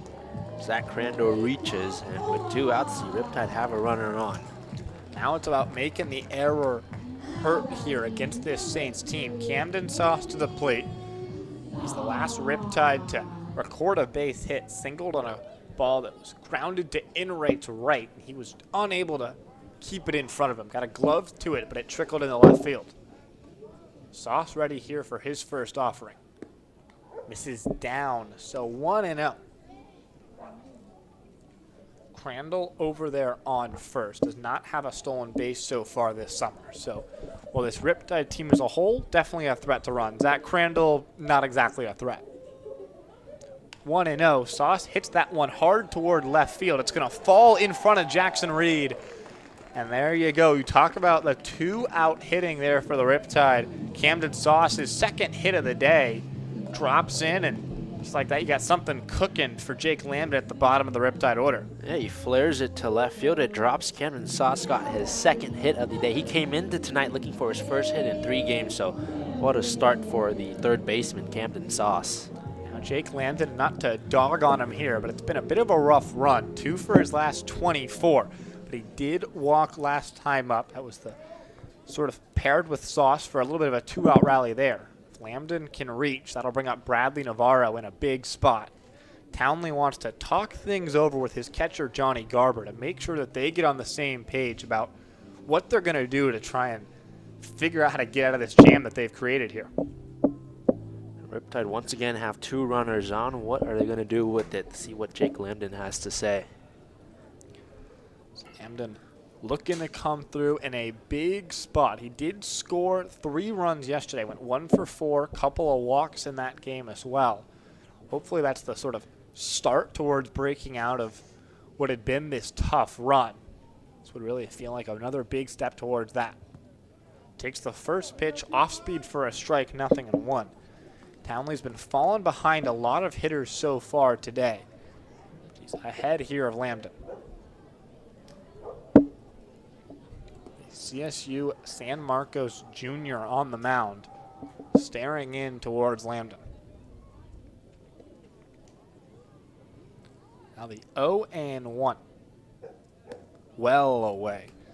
Well, since Sauce and Crandall dancing back to their respective bases as the catcher Garber, a couple times tonight it sort of looked like he's thinking about back-picking towards a runner, but hasn't yet done so. Neither runner is being held on at the moment. Crandall's definitely being watched closely by Kian Messini, the second baseman, though. 1-1 on Lambden. Messini briefly danced towards the bag, but goes back, and Lambden slaps that one foul, just into the shrubbery off the edge of the stadium section here at the championship field at Great Park. Championship at Great Park, and I'm sure the Riptide would love to be able to host it. A lot of games left to be played, though, since that until that happens. Yeah. Eventual championship, August 1st through the 3rd. It's a 3-game series, so the first 2 games guaranteed, the third if necessary. But it'll be hosted by the CCL South. 1-2 on Lambden, taken for a ball 2-2. So for the Riptide's sake, if you're able to lock up a 1 seed, which you're a couple games back of Conejo, but you've got your next 3 games against them, a real opportunity there. If you can get the 1 seed, you get the bye, and you get a free pass to basically the semifinals, where you'd host 1 game here, and if you win that, you'd host the championship here. If the Riptide ended up as the 2 seed, they would host the first game here, effectively a quarterfinal game here. If you win that, you move to the semifinals on the road. It's the 2-2 from Lambden sent foul. So we'll stay on 2-2, and then you'd host the finals back here. And then it would really take a pretty monumental collapse to fall behind Arroyo Seco. You'd have to give up 5.5 games over the last week here. But if you did fall into the 3 seed, you'd have to go on the road for back-to-back playoff games. So definitely important to try and win tonight and keep the offense coming and extend your lead over Arroyo Seco, as well as keeping pace with the Oaks, who already beat the Waves earlier tonight. Now 2-2 for Lambden. Sauce on first, Crandall on second, as the Riptide try and strike first here in the bottom of the 4th. Long pause for Townley, but he kicks the leg and throws home. Fouled straight back by Lambden, so the battle's going to continue here. And the Riptide have played really well as of late, and that's really positioned them into one of those 3 playoff spots. It's now just seeding, and these next 3 games, this one's not even close to being done yet, but these next 3 games against the Oaks, they're going to be huge for Orange County. Yeah. The first and last of those 3 games are on the road. The middle game right here at the Great Park, but definitely crucial for the Riptide. I think you have to take at least 2 out of 3 if you want a chance at the 1 seed. A sweep would be huge. 2-2, well up and in, so 3-2, which means that in the here and now, as important and fun as all of those playoff standings are, you know, head coach Brian Evans, I think, sort of has the attitude of, if we play good baseball every single day, it's going to take care of itself. And you want to talk about taking care of it? Right here is the spot. 3-2 means the runners will be off as there's 2 outs in the bottom of the 4th. Jake Lambden looking to come through in a huge spot for the Riptide. Townley will stare towards the runners, but he'll lift the leg and throw home. That one's sent left side. It's going to just kick foul before Jacob Freer can get his glove to it. That means we'll do it all again here on 3-2. Nice at bat between Lambden and Townley, about to receive his 9th pitch of the at bat. Saw him work a walk in the 2nd. This has already been a great battle, but great battles don't put across runs. Great outcomes do. So as fun as it is to put together the good battle from Lambden, and it's important to try and make Townley throw a lot of pitches and try and get him out of this game, the best way you can accomplish that goal is by finding some green grass in the outfield right here. Townley's got one that he likes. 3-2. Runners will be off on the pitch again. Waves and misses. Lambden chases a slider down and away as Townley continues to dance his way into and back out of trouble. Still tied at 0 as the Riptide leave their 5th and 6th runners of the game. We're moving to the 5th.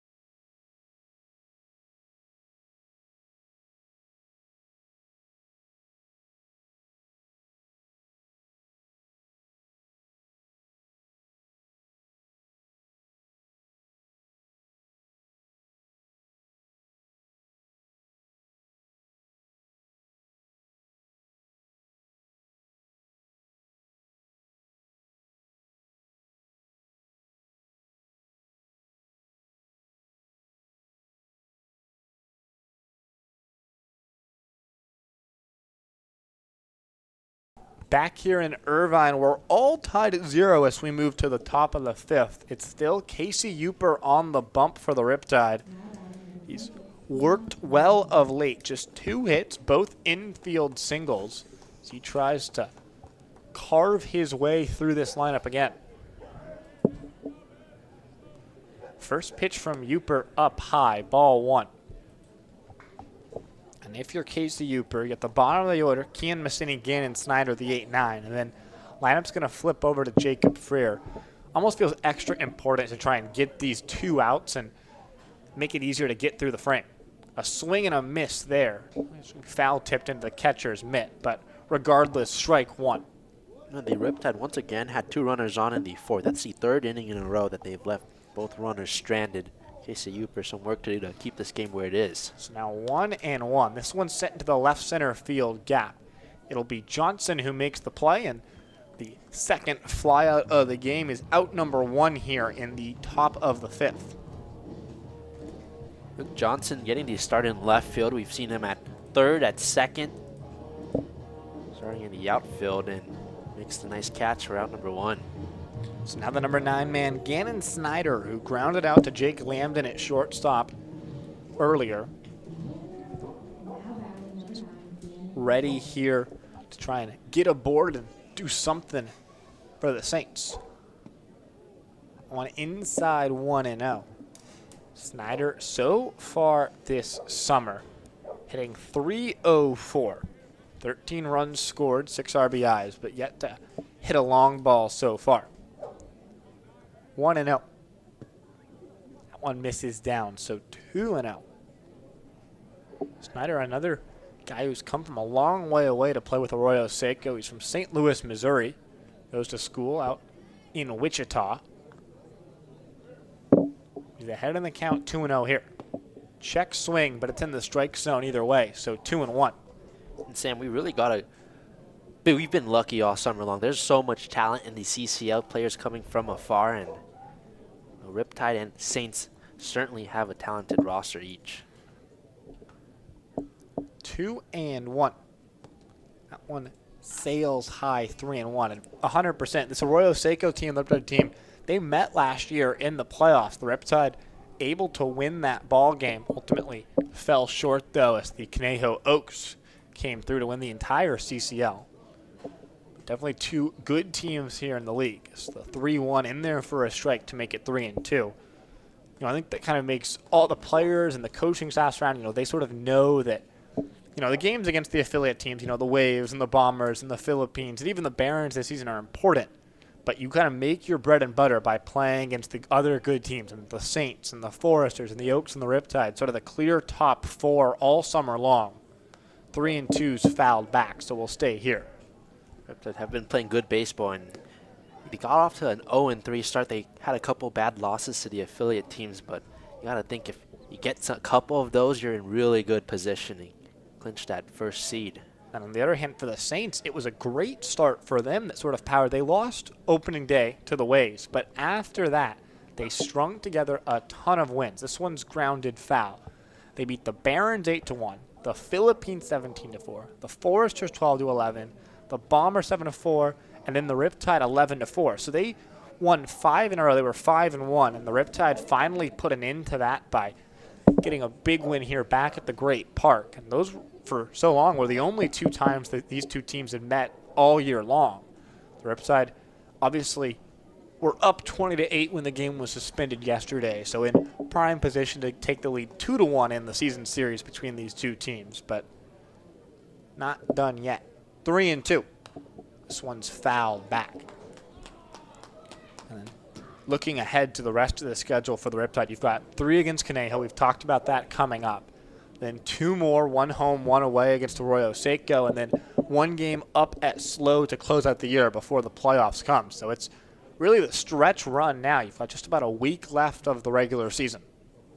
3-2, fouled off the mask of Crandall. He's been in the wars tonight, but looks like he's okay. Definitely battered and bruised behind the plate. Tough catcher at Crandall, just shakes it off as always. Yeah, at least that one got him in a place where he's got a helmet and a mask on, so a little easier for him to deal with. So now 3-2. This one sails up and away. So ball 4 and a 1-out walk from Gannon Snyder. It's the 4th walk issued by Uper. He's had some trouble with control. That ties his total numbers over the entire season. Walks, and he's accomplished that in just his 1 game here. However, it hasn't really stopped him from being effective. Just the 2 infield hits. He's worked 4 1/3 scoreless.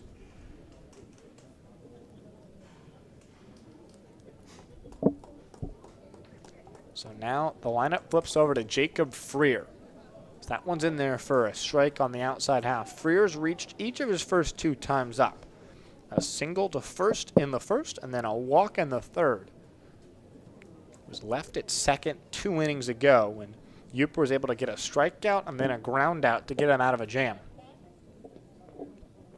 0-1 with Snyder, who runs well on first. This one's topped up the middle. It'll be Lambden, and it'll bounce over Lambden and get into center field. Snyder fell down as he tried to round towards third, but he dives back safely.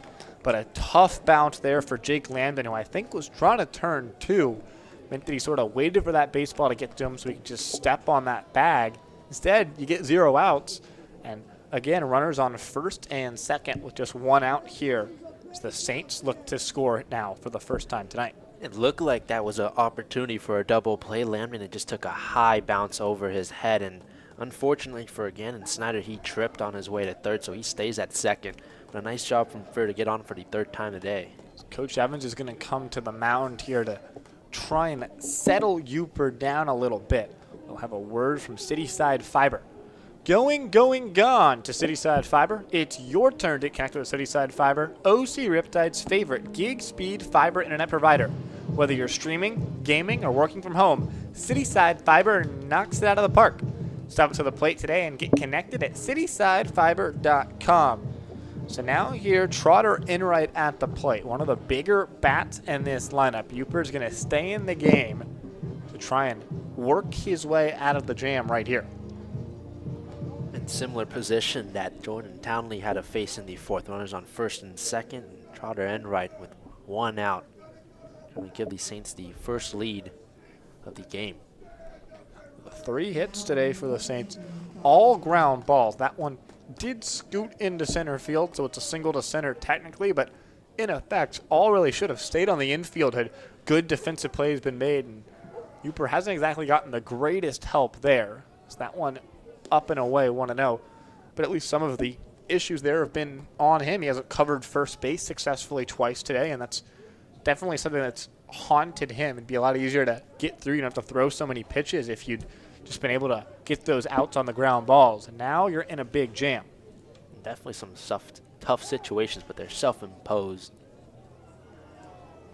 Uper looked like he wanted to pick back towards second, but neither Jake Evans or Jake Lambden were covering the bag. So he just feigned a throw, so you don't want to fire one into center field.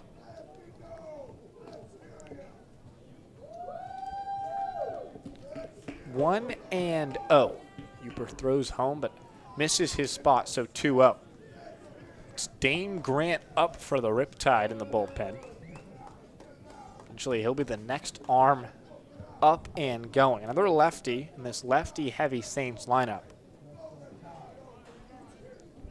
In the here and now, though, Uper is behind 2-0 and really needs to make a big pitch to Enright. Risks falling behind 3-0 and potentially loading the bases here for the Saints in the 5th. This one drops in, and for the 3rd time today, after falling behind 2-0, Uper with a ton of confidence gets a called strike, and it's exactly what you need to do in those spots where you're pitching from behind. So he'll try and even the count up here on the 2-1. Enright ready with the runner on first, Freer, and Snyder on second. That one's hit sharply into right field. Navarro will field, but coming around to score, Snyder, and he will be in there easily.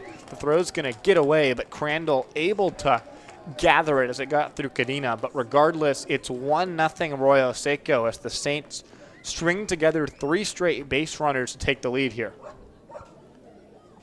And Trotter Enright sends one to right field again, and Snyder around to score the Saints the early lead. And a nice job by Zach Crandall to be able to get possession of that baseball before it flew by him. So still runners on first and second. Uper staring towards the dugout, and Brian Evans is on his way out for the 2nd time, and it likely means that Uper's day is done. Wait for Dane Grant to come out of the bullpen, and here he comes. So Uper's going to exit this game trailing 1-0. Runners on first and second when we return.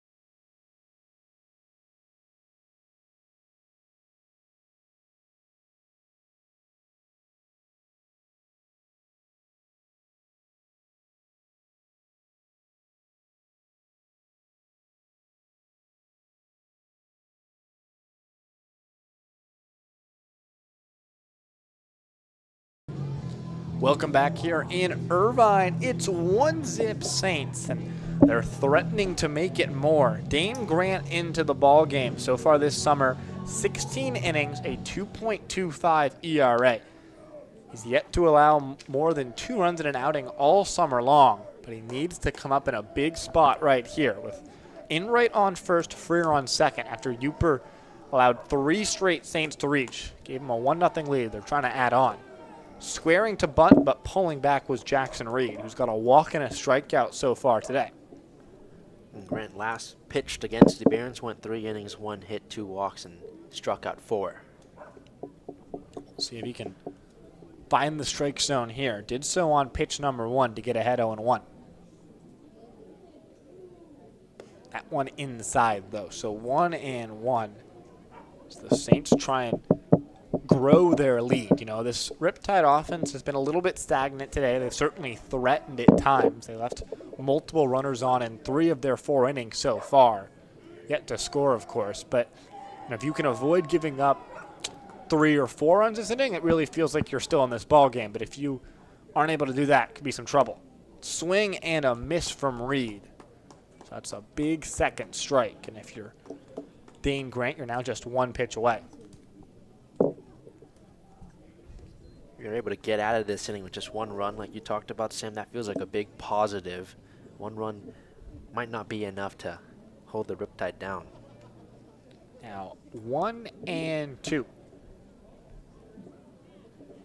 If you're Dane Grant, you'll pick off, throw softly towards Jake Lambden, but definitely an uncompetitive pickoff attempt there. So in this 5th inning so far, Kian Massini flew out to left to start it off against Uper. Then a walk worked by Gannon Snyder, the number 9 man, and then back-to-back singles from Freer and Enright. And the Freer one, really a tough break, sort of skipped over after a tough bounce. That one in the dirt, 2-2. Jake Lambden, the shortstop, was trying to make a play and get a double play ball to get Uper all the way out of the inning. Instead, didn't get an out at all through the tough bounce. So 2-2. Some children begin to run around. So 2-2 on Reed, but this one misses down and away. Count will run full. Really cannot afford a walk here if you're Dane Grant. Only walked 4 in 16 frames so far this summer, but the same was true about Casey Uper, and he walked 4 in his 4 1/3. Right, especially since you got Levi Medella, and good hitter for the Saints in the on-deck circle. You don't want to have him up with the bases loaded. Yeah, this is the 3, 4, 5, the next 3 hitters up here for Arroyo Seco. Definitely the spot in the lineup the Saints want to have up. 3-2 is hit sharply down the right field line. It will just twist foul, and a break for the Riptide. As that almost certainly would have made it 3-0 Arroyo Seco. But first base umpire Heath Jones correctly ruled that it edged over that chalk line down the right field line. Big break for the Riptide. That would have been bad news. Yeah, both Enright and Freer were off to the races, and Reed himself, I think, might have been thinking 3 the way he was running out of the box. But instead, 3-2. Dane Grant looking to get his first out. It would be the second out of this frame. 3-2 misses down and away. So now the bases are loaded for Arroyo Seco. And Levi Medella, the cleanup man, coming to the plate, trying to clean up the base paths. A way to work the walk. Your Jackson Reed, bases loaded, and a tough situation for Dane Grant. 1 out still, and top of the 5th. 1 run already coming across for the Saints. Well, the Riptide have done a really good job this season about limiting those free passes, but not here tonight, as this one does find the strike zone 0-1. Riptide have already walked 5 batters here tonight, which really, as a team, is very uncharacteristic for them. They don't walk very many batters. In fact, they walk the fewest in the CCL, as this one bounces in 1-1. Just 3.5 batters per 9 innings. So you're already 1.5 walks over your average, and you've still got 4+ innings here to play. And just 4 hits tonight so far for these Saints, and the free passes have been a killer. Bases loaded. All singles, 3 of those 4 singles, infield singles as well. 1-1 from Grant. Swing and a miss. That's Medella chased down. So now 1-2. Grant definitely able to get some strikeouts. He has 22 in those 16 frames he's worked this season. And getting a K here is exactly what you want. Medella, for his sake, 17 strikeouts this summer. 1-2 from Dane Grant. This one's hit weakly towards third. Zossel Field, he has only one play. It's at first, and he makes it. But coming around to score on the back door was freer. It's 2-0 Arroyo Seco. That one was just hit a little bit too softly to try and turn 2 for Sauce. Productive out from Levi. Medella gets another runner across, extends the Saints' lead. So now runners on second and third here. There's 2 outs in the frame as Jax Ryan comes to the plate.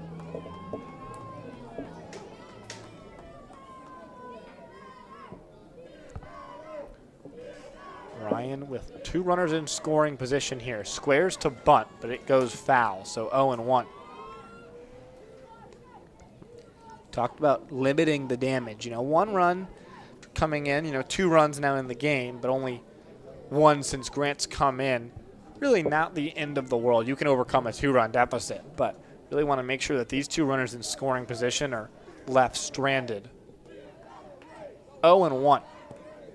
That one misses down, so count even at 1 now. Grant does have first base open, so we can afford to be a little bit more selective. Just try and make Ryan earn his free pass if you need to. 1-1. That one in the strike zone, 1-2. A nice pitch from Dane Grant. Froze him at the knees. They got some barks of approval from this positively excited crowd below us tonight on Bark in the Park night. So they sent a flurry of roughs of encouragement from the canines here below us. 1-2 on Grant, though. That one tipped foul. If you're Dane Grant, you've just got to find a way to shut out all the noise and the barking. Several of the dogs have really gotten quite animated, and whether they're into this baseball game or concerned by something on the field, they're certainly loud. Grant's got to tune that out here, though. It just needs 1 strike away from leaving 2 runners in scoring position. And he does so. Strike 3 as Grant gets Ryan chasing, but the Saints get 2. They lead 2-0. When we come back, it'll be Aidan Pham taking us the rest of the way. We've got Jack O'Malley coming up for an in-game interview in a couple of frames time, so stay tuned. 2-zip Saints as we move to the second half of this ballgame.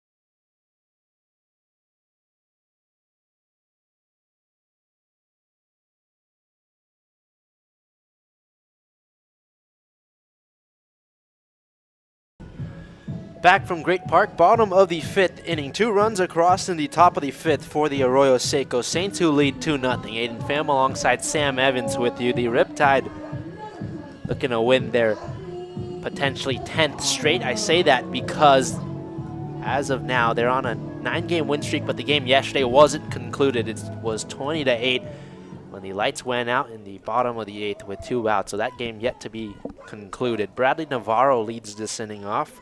Nolan McCracken, the pitcher on the mound for the Saints, taking over for Townley, who went 4 innings. 3 hits, 1 walked, and 2 strikeouts. Also hit 2 batters. No runs, though, given up for Jordan Townley. Navarro leans back and forth, looking to set the table for the Riptide, down by 2. First pitch leans back. It's high for ball 1. This Riptide team has really shown a knack for, when you give up runs, coming back and answering, and trying to do that right here after you were tagged for a couple of runs by the Saints. Just trying to fire back and hopefully try and get yourself back at least 1 step closer to getting into this ball game. 0 for 2 today is Navarro, looking to keep his 6-game hit streak alive. Pitch inside, he twists out of the way. 2 balls, no strikes. Jack O'Malley joins us in the next inning, top of the 6th. Have a nice conversation with him and enjoy some food from Pear Tree Meats. We got a treat for you in the top of the 7th as well. But as of now, Riptide trailing 2-0. Bottom of the 5th, Navarro the batter against Nolan McCracken. Gets a sign he likes, 2-0. Gets the low outside part of the zone for strike 1. Navarro batting .406, 2 home runs.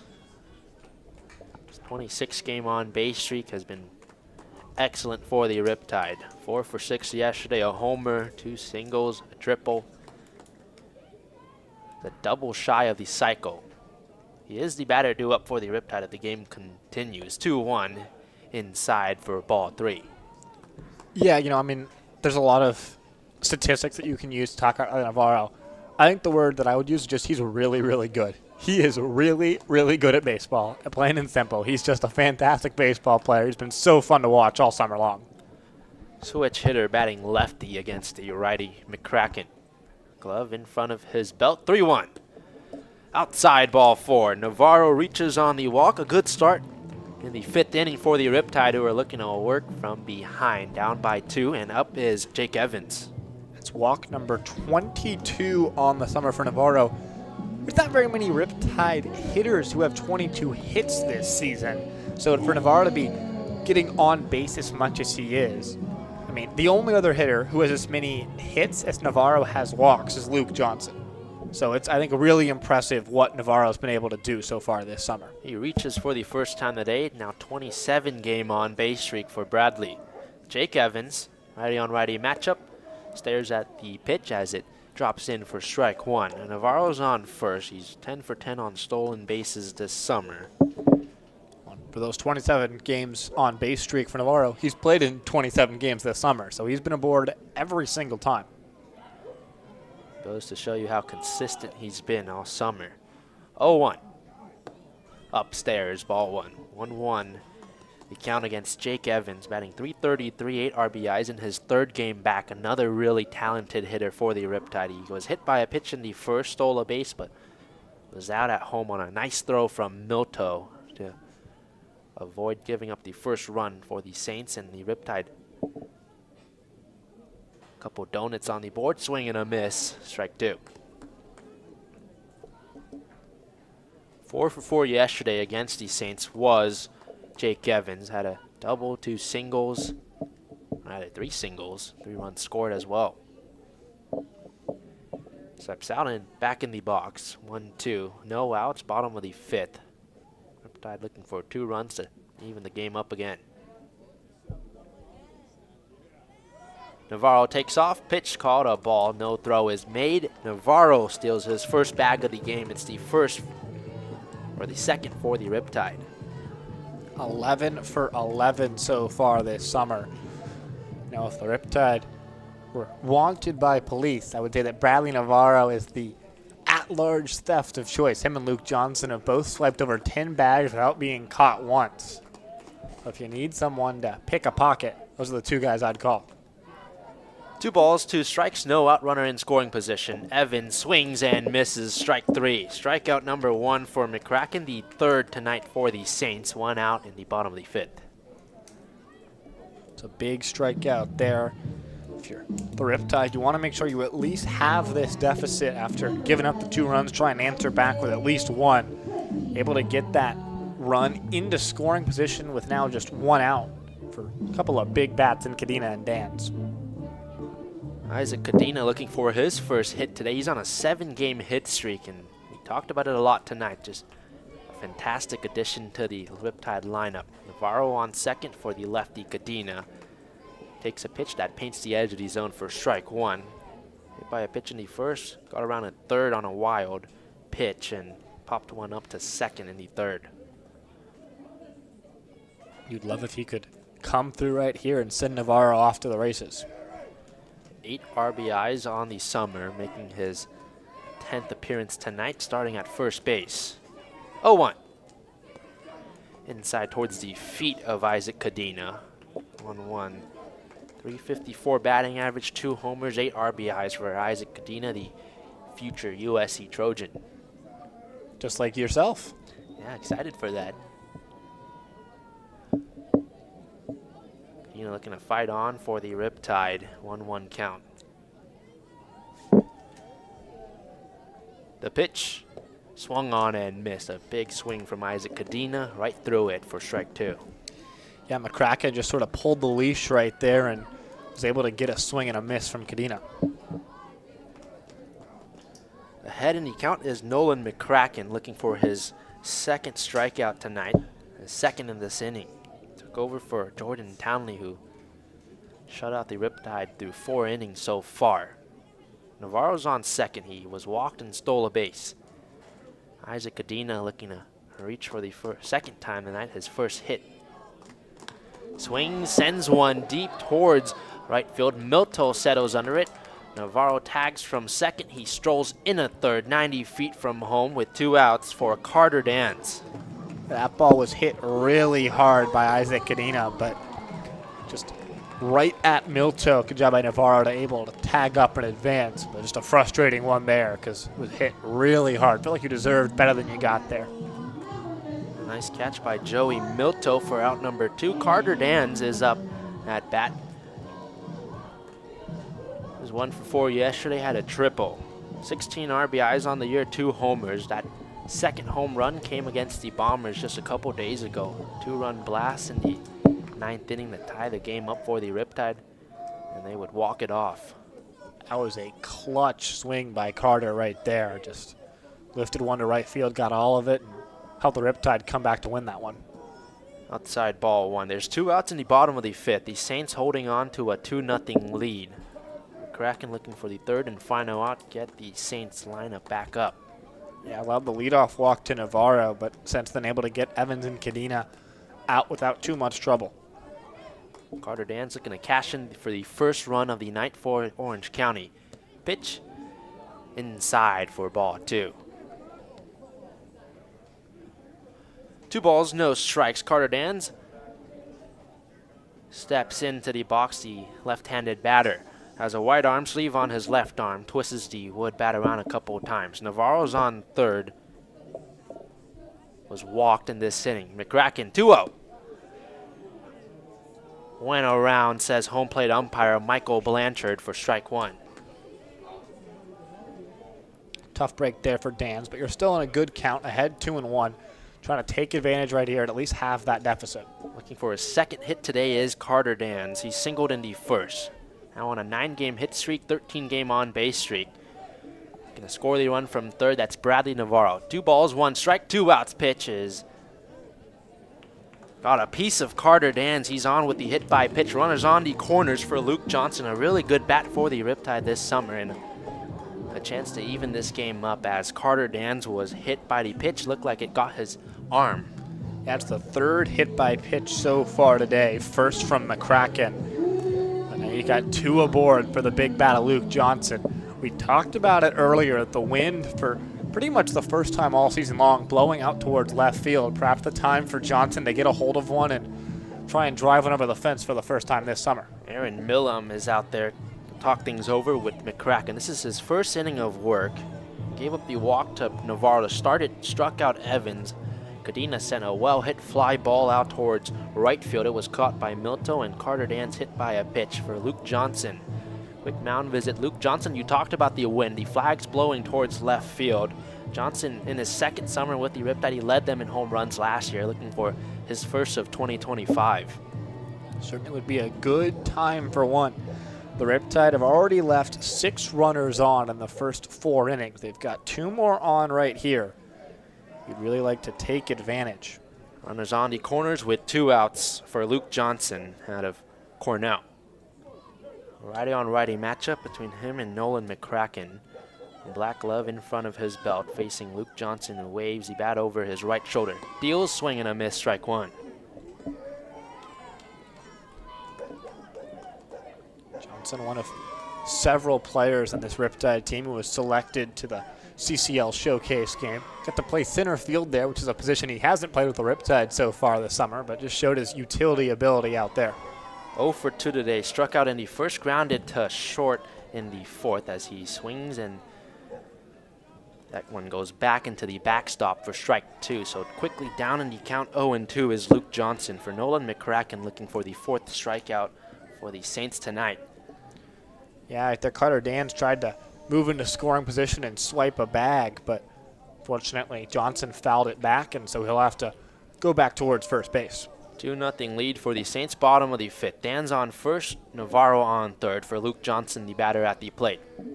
McCracken gets the sign from Garber, his catcher. Lifts the leg, 0-2. Upstairs, ball 1. Nice take there by Johnson. It's really easy to get in those swing modes, and you have the 2 strikes in a big spot. You don't want to strike out looking, but able there to be cautious and take one that was well high and try and work your way into this count. 1 ball, 2 strikes, 2 outs against Luke Johnson, the righty, batting .311 with 17 RBIs on the year. 1-2, Dans takes off, a high bounce, leaping at third. Freer has it, he throws on a first, a long throw on time. Gets the out of Luke Johnson there. The Riptide leave the runners stranded, headed towards the top of the 6th. We speak with Jack O'Malley coming up next. Riptide down 2-0.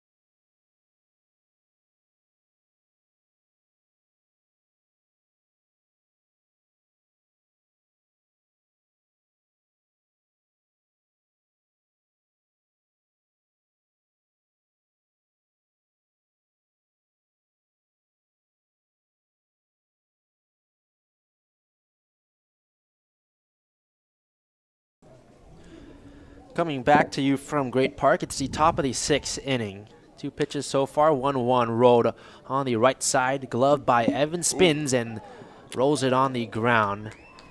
Nice play by Joey Milto, and he's safe at first.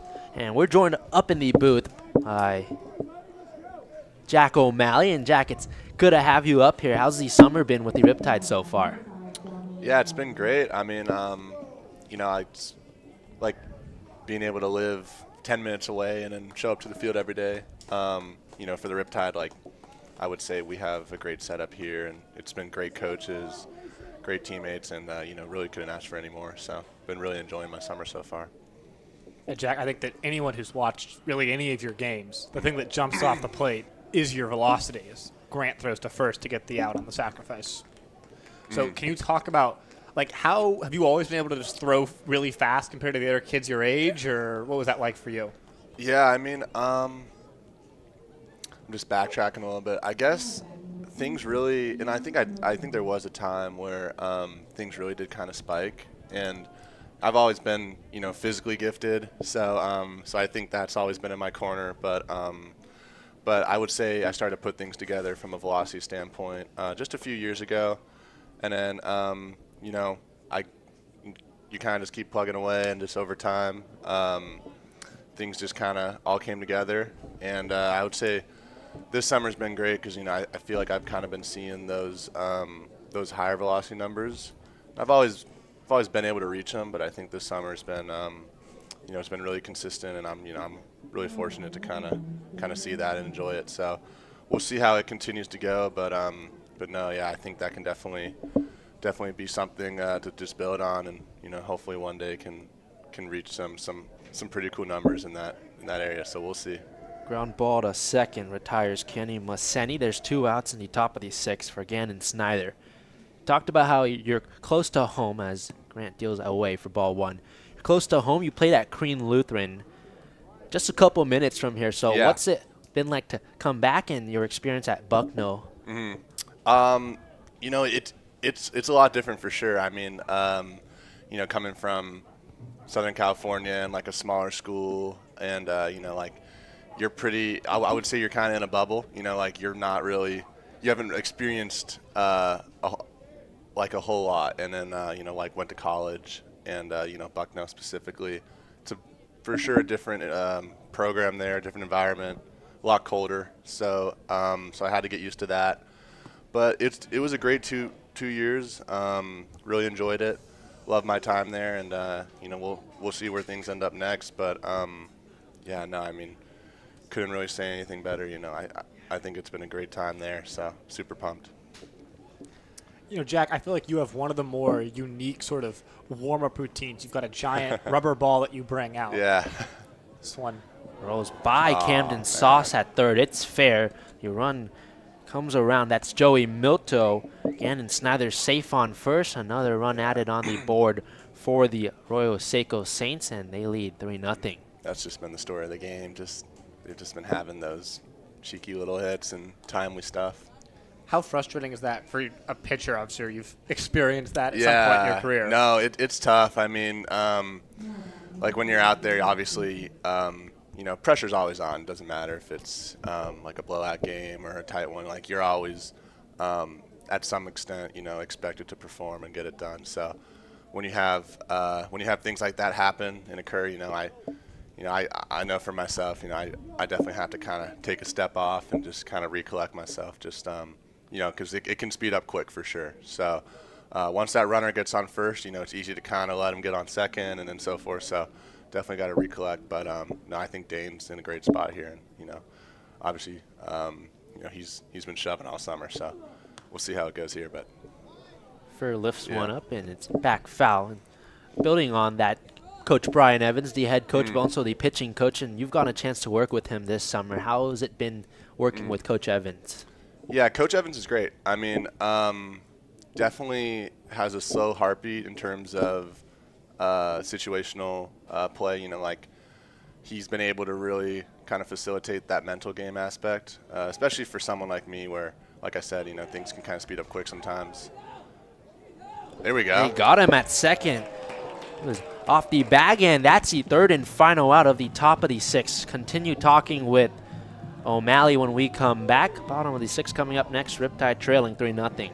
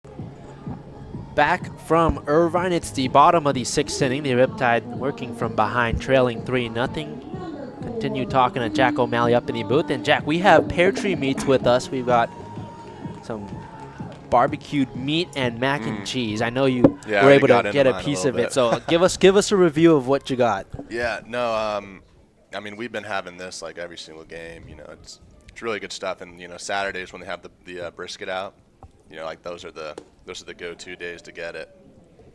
Really can't beat the brisket, but see, for me, it's the mac. That's I like the best. mac. Yeah, I mean, I like the mac. I've noticed though, you know, because I'm a big plate guy, so I'll get the big plate with like all the sides and the 2 different meats. But you know what we've kind of noticed is they've been really piling in on the mac when you get those plates. So, you know, sometimes it can get a little repetitive with the mac, but no, I mean it's really good stuff. I mean, I love the brisket. It's awesome. Yeah, I'm a big mac and cheese guy, so I don't mind. I don't mind a little you extra don't mind mac. it? Yeah. So you talked about doing the elephant in the room. You're 6'8". Your dad played basketball, right? He did, yeah. What was the experience like for you to say, I don't want to play basketball, I want to go be a pitcher? I mean, like growing up, I played 3 sports, you know, football, basketball, baseball, and that kind of went all the way throughout high school. I guess it was my sophomore year of high school where I kind of dropped the other 2, just focused on baseball, just because, you know, like it was my passion, and I also felt, you know, that was kind of, you know, where I would have had the most success in. You know, I was okay at the other 2, but I was just, you know, I was really buying into baseball, and you know, at the time I was a really good hitter, and really was kind of getting my feet wet in terms of pitching. But you know, the last few years have been huge, and have learned a lot, and then went to college as a pitcher. And you know, once I got to school, I think that was the biggest thing, because I dropped hitting and it was just slowly pitching. And when you're going to practice and you're really locking in on just that side of things, you know, you can gain a lot of ground for sure. So the last 2-ish years have been huge, and you know, I'm just looking to build off of it. So super excited for this next year. You know, hopefully the future's bright, but we'll see. I mean, just gotta take it one day at a time. But yeah, it's been great. And you played in the Empire League, and just being from Orange County, obviously in the Empire League you got Cypress, Pacifica, all the good teams, and there's a lot of talent that comes from the OC area that you play in high school. So how has that prepared you to go play at the collegiate level? Yeah, high school ball out here is, you know, it's super competitive, and you know, it's funny because I think back to those games, and like, now kind of being exposed to like the D1 atmosphere. I know like Cypress and Pacifica, some of those other rivalry high schools, they've put teams on the field that are, they've had guys who who are better than some of the D1 guys I've seen. So I mean, it's crazy because some guys for sure develop early, but at that point in time they had some big time guys, and I think are still kind of going in terms of their career, and who knows, maybe next year, like 2 years, we could see them in like a pro ball setting. So we'll see. Yeah. Speaking about pro ball, Trey Seeley, who's with the Riptide, he got drafted. How much time did you spend with Trey while he was here this summer with the Riptide? Yeah. I mean, I don't think I talked to him a whole lot. I mean, I definitely heard the name a bunch. When he joined the team, there was a lot of hoorah just because everyone kind of knew like of what he did at Hope this past year, and obviously the stuff was pretty electric, and we all knew he was going to have that opportunity. So to see it kind of come to fruition is great, especially with this last jersey kind of being a Riptide jersey. It's great to see. So yeah, I mean, hopefully we can see some more of these guys in a year or two. Kind of going down that road as well, but we'll see. Kraken gets Crandall looking for strikeout number 4 tonight for the Saints. There's 2 outs in the bottom of the 6. Up is Camden Sauce. You were selected to the CCL Showcase game. What was that experience like for you? Yeah, no, it was a lot of fun. I mean, I thought the guys there, really kind of all hold themselves to high standards, and it was a great atmosphere to be a part of. I mean, I'm really appreciative to Coach Evans. I know coming out here this summer, that was definitely a goal of mine, and I would say at the halfway point, I didn't really know if it was going to be attainable, but kind of just kept just trying to plug away, and had a few decent outings in a row, and got the call, so that was awesome, and it was fun being out there, and who knows, I mean, maybe I'll wind up in it next year. We'll see. I've just really enjoyed my time here, so see what ends up happening, but it was awesome. 1-1 count against Camden Sauce, 2 outs. McCracken, the pitcher, looking for the 3rd and final out of this inning. Send us to the 7th. Camden Sauce. 1-1. Swings, lifts it up, and it curls foul towards the parking lot. 1-2. And for you, I mean, I know obviously that your stuff is electric. Sometimes control can be an issue, but you've really done a better job of late of limiting those walks and stuff. Has there been something that's clicked at all this summer, or has it just been just more routine and finding more reps and stuff? I mean, it's tough. Like, I know, and like as a bigger guy with the longer levers, obviously you get the benefit of throwing harder and having that stuff, but it can be at the expense of at times struggling with that command. But like this summer's been huge, being out there, getting the opportunities. I've been able to learn a lot about how to be more directional, move better, and just kind of gain experience. So I think that's all kind of steered me in the right direction. And I mean, had a few outings, and have had a few outings in a row where I've been able to kind of keep things in check. So it's a good slider right there. But just looking to keep that rolling and just continue learning. Swing and a miss from Camden Sauce. Strikeout number 5 from the Saints. We go to the 7th inning. And Jack, it was good having you up here in the booth, but we've got a treat for you in the top of the 7th. Omaha, the bat dog, is out there. She's going to race Addie, and you might want to stay in the booth for this one. This one's going to be fun. All right. Omaha, the bat dog, is going foul post to foul post, racing one of our interns. Really? Is it Ray? It's Addie. I spoke with Addie pregame. He was warming up. He was ready to go. He told me he's 6'3", 210, and ready to fly from foul post to foul post. And Sam, do you want this call? Sure, I'll take it. So we've got Addie, and you can see where Addie is over by the pitch clock in right center. Omaha down the right field line. They are off to the races. Addie's gotten a good jump. He's towards center field, but Omaha, she's barking on the line. She's racing towards center. Addie continues to close. Omaha gaining, but she will not catch him. Addie comes home with a W. Omaha doesn't even want to finish. She is positively disgusted. She's going back to Dave. Interns 1, Dog 0. Thank you very much, Jack O'Malley, for sticking around with us. Yeah, appreciate it, guys. Thank you. 3-0 as we move to the 7th.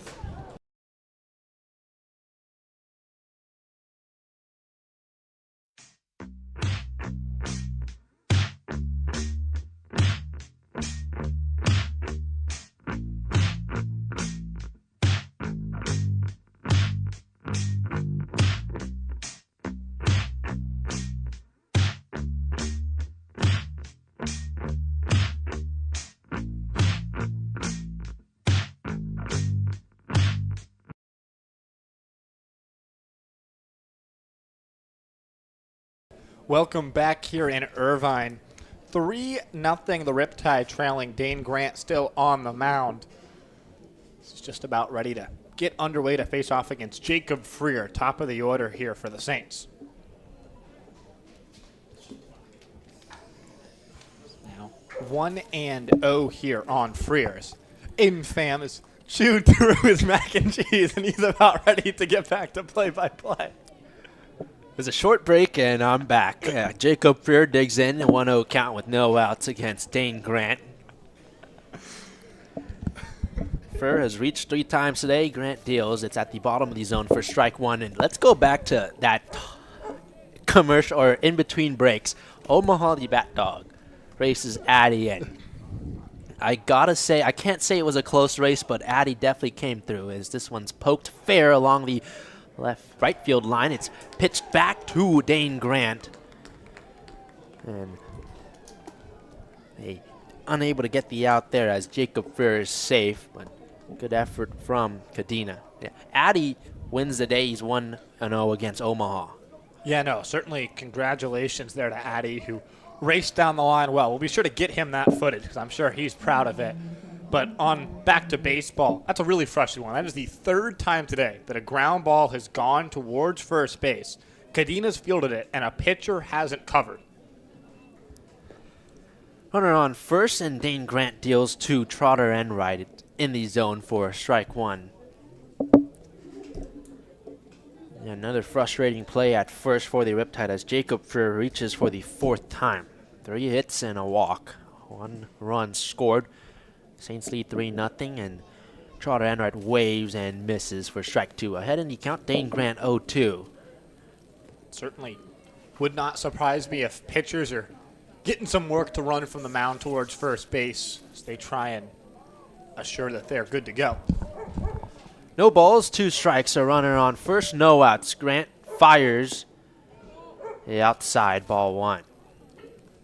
Lefty on lefty matchup between Grant and Trotter Enright out of Cal State Long Beach.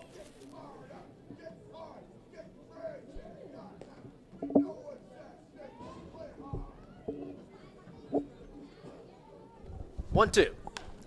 Rolled on the ground, up the middle, scooped up by Landman, steps on the bag, gives it to Evans, fires to first on time. A double play for the Riptide.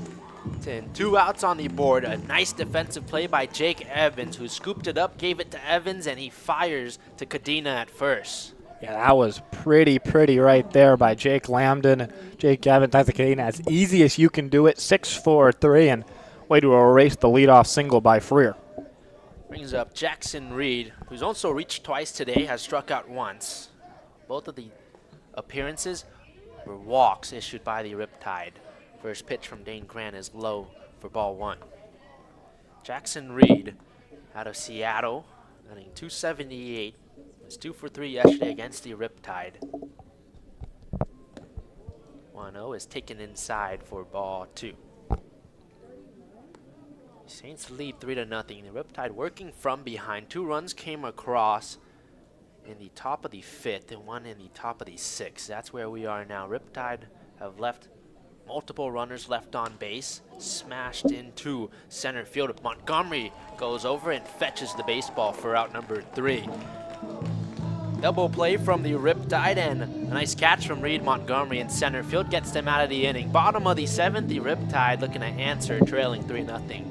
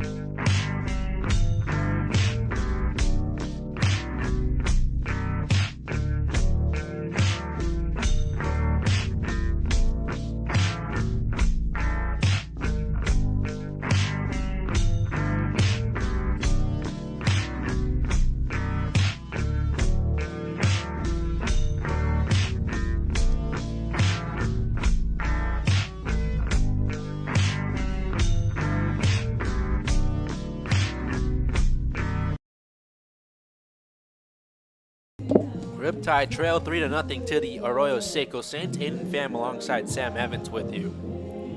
Jake Lambden, Bradley Navarro, and Jake Evans are due up, facing Nolan McCracken back out there for another inning.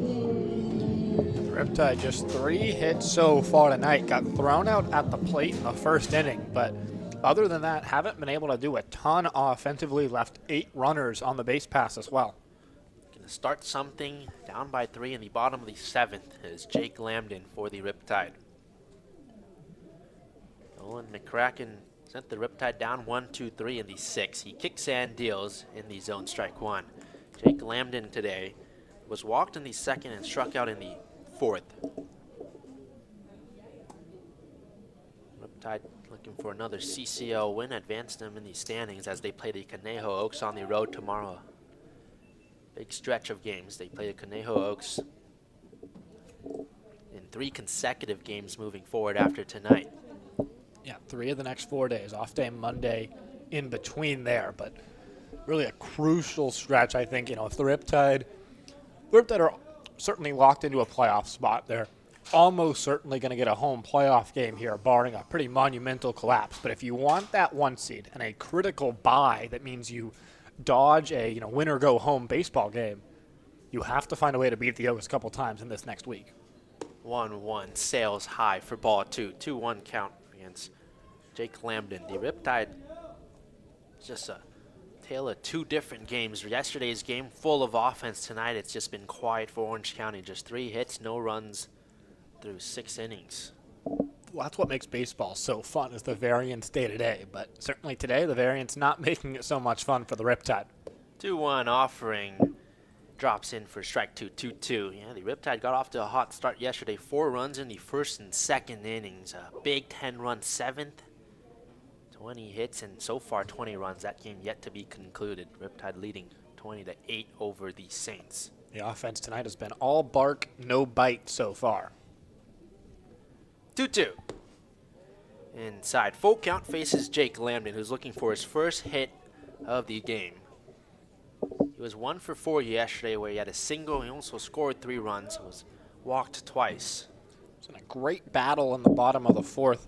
A couple men on, tried to come through in a lengthy 10-pitch at bat, but ultimately struck out. Like to do better here on this full count, though. McCracken gets set, lifts the leg, fires.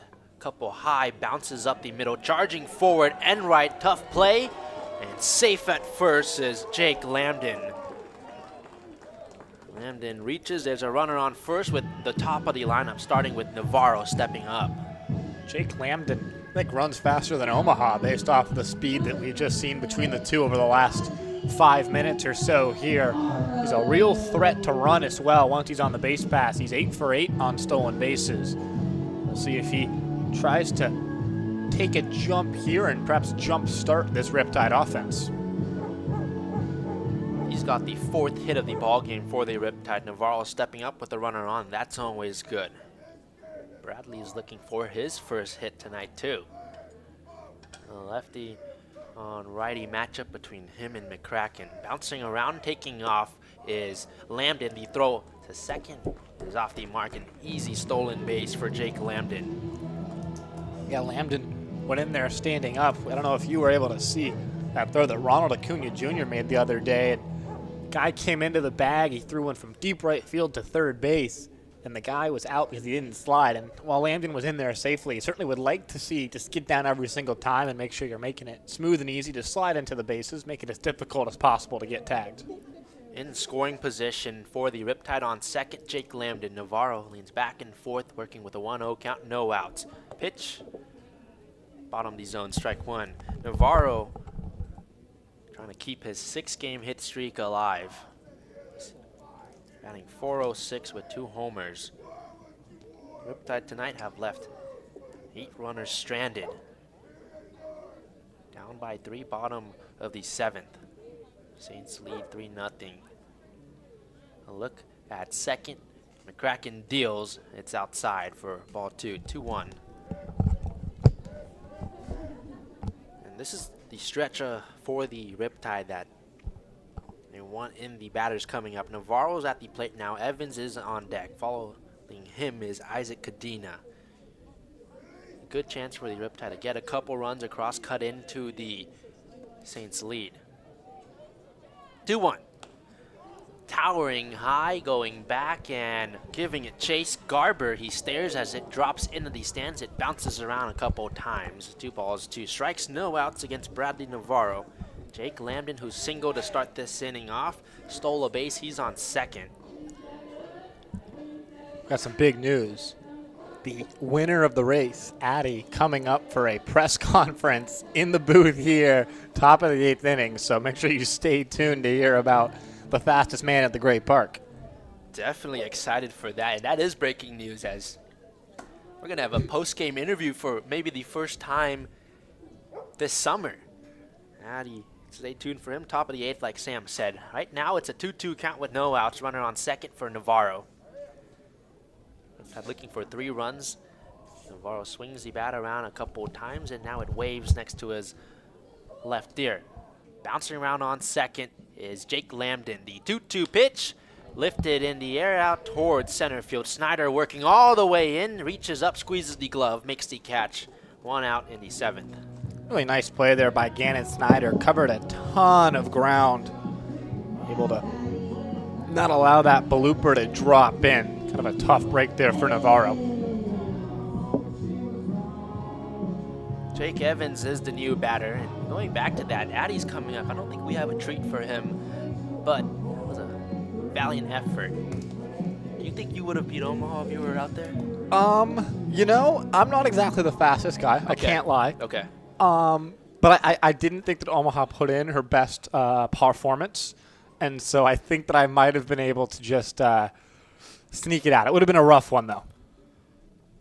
Evans leans back on a pitch up and inside for ball 1. Lambden is on second. Riptide would love for him to come around and cut into that 3-0 deficit.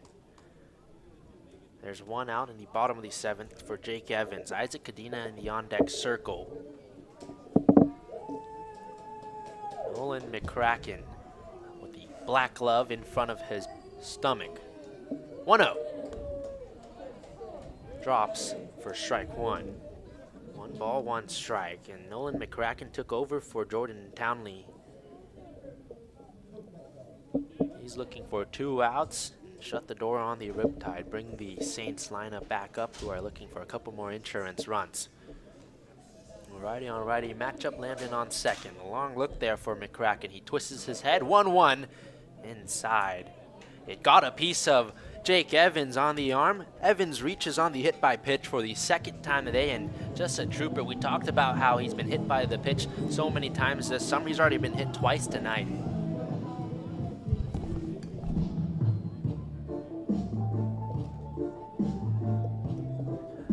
Jake Evans on first and Lambden on second, and we bring in, do we call it the race champion? Yeah, for sure. The race Okay. champion. Okay. Addy, congratulations, first of all, on your victory. Thank you. What was your strategy out there going up against the K9 Omaha? Honestly, it was just a sprint full speed. I know Omaha's fast. I've heard she's topped out at 32 miles an hour, so I was trying to get my inner cheetah out there, speed up quick, and just run full speed, honestly. Now, did you have experience with track and field or something? Because you were pretty fast out there. You were racing down the line and beat her by a pretty good margin. Yeah, no, I actually don't. I just played baseball in high school, but I stay in the gym. I go on runs sometimes, but no, nothing special. I guess it's kind of natural, I guess.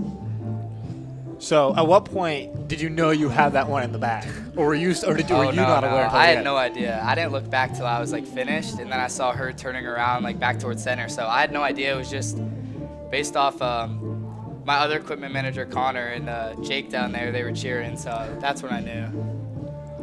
Did you get a chance to go over there and talk some smack to Omaha? To I mean, I Omaha. feel like it wasn't really even competitive. I don't know if you're able to get up there and let Omaha know who won. Honestly, no. I just have nothing but respect for Omaha. Honestly, she kills it. So I just shook her paw and we just moved on. Yeah. Kadena half swings it, drops as low for ball one.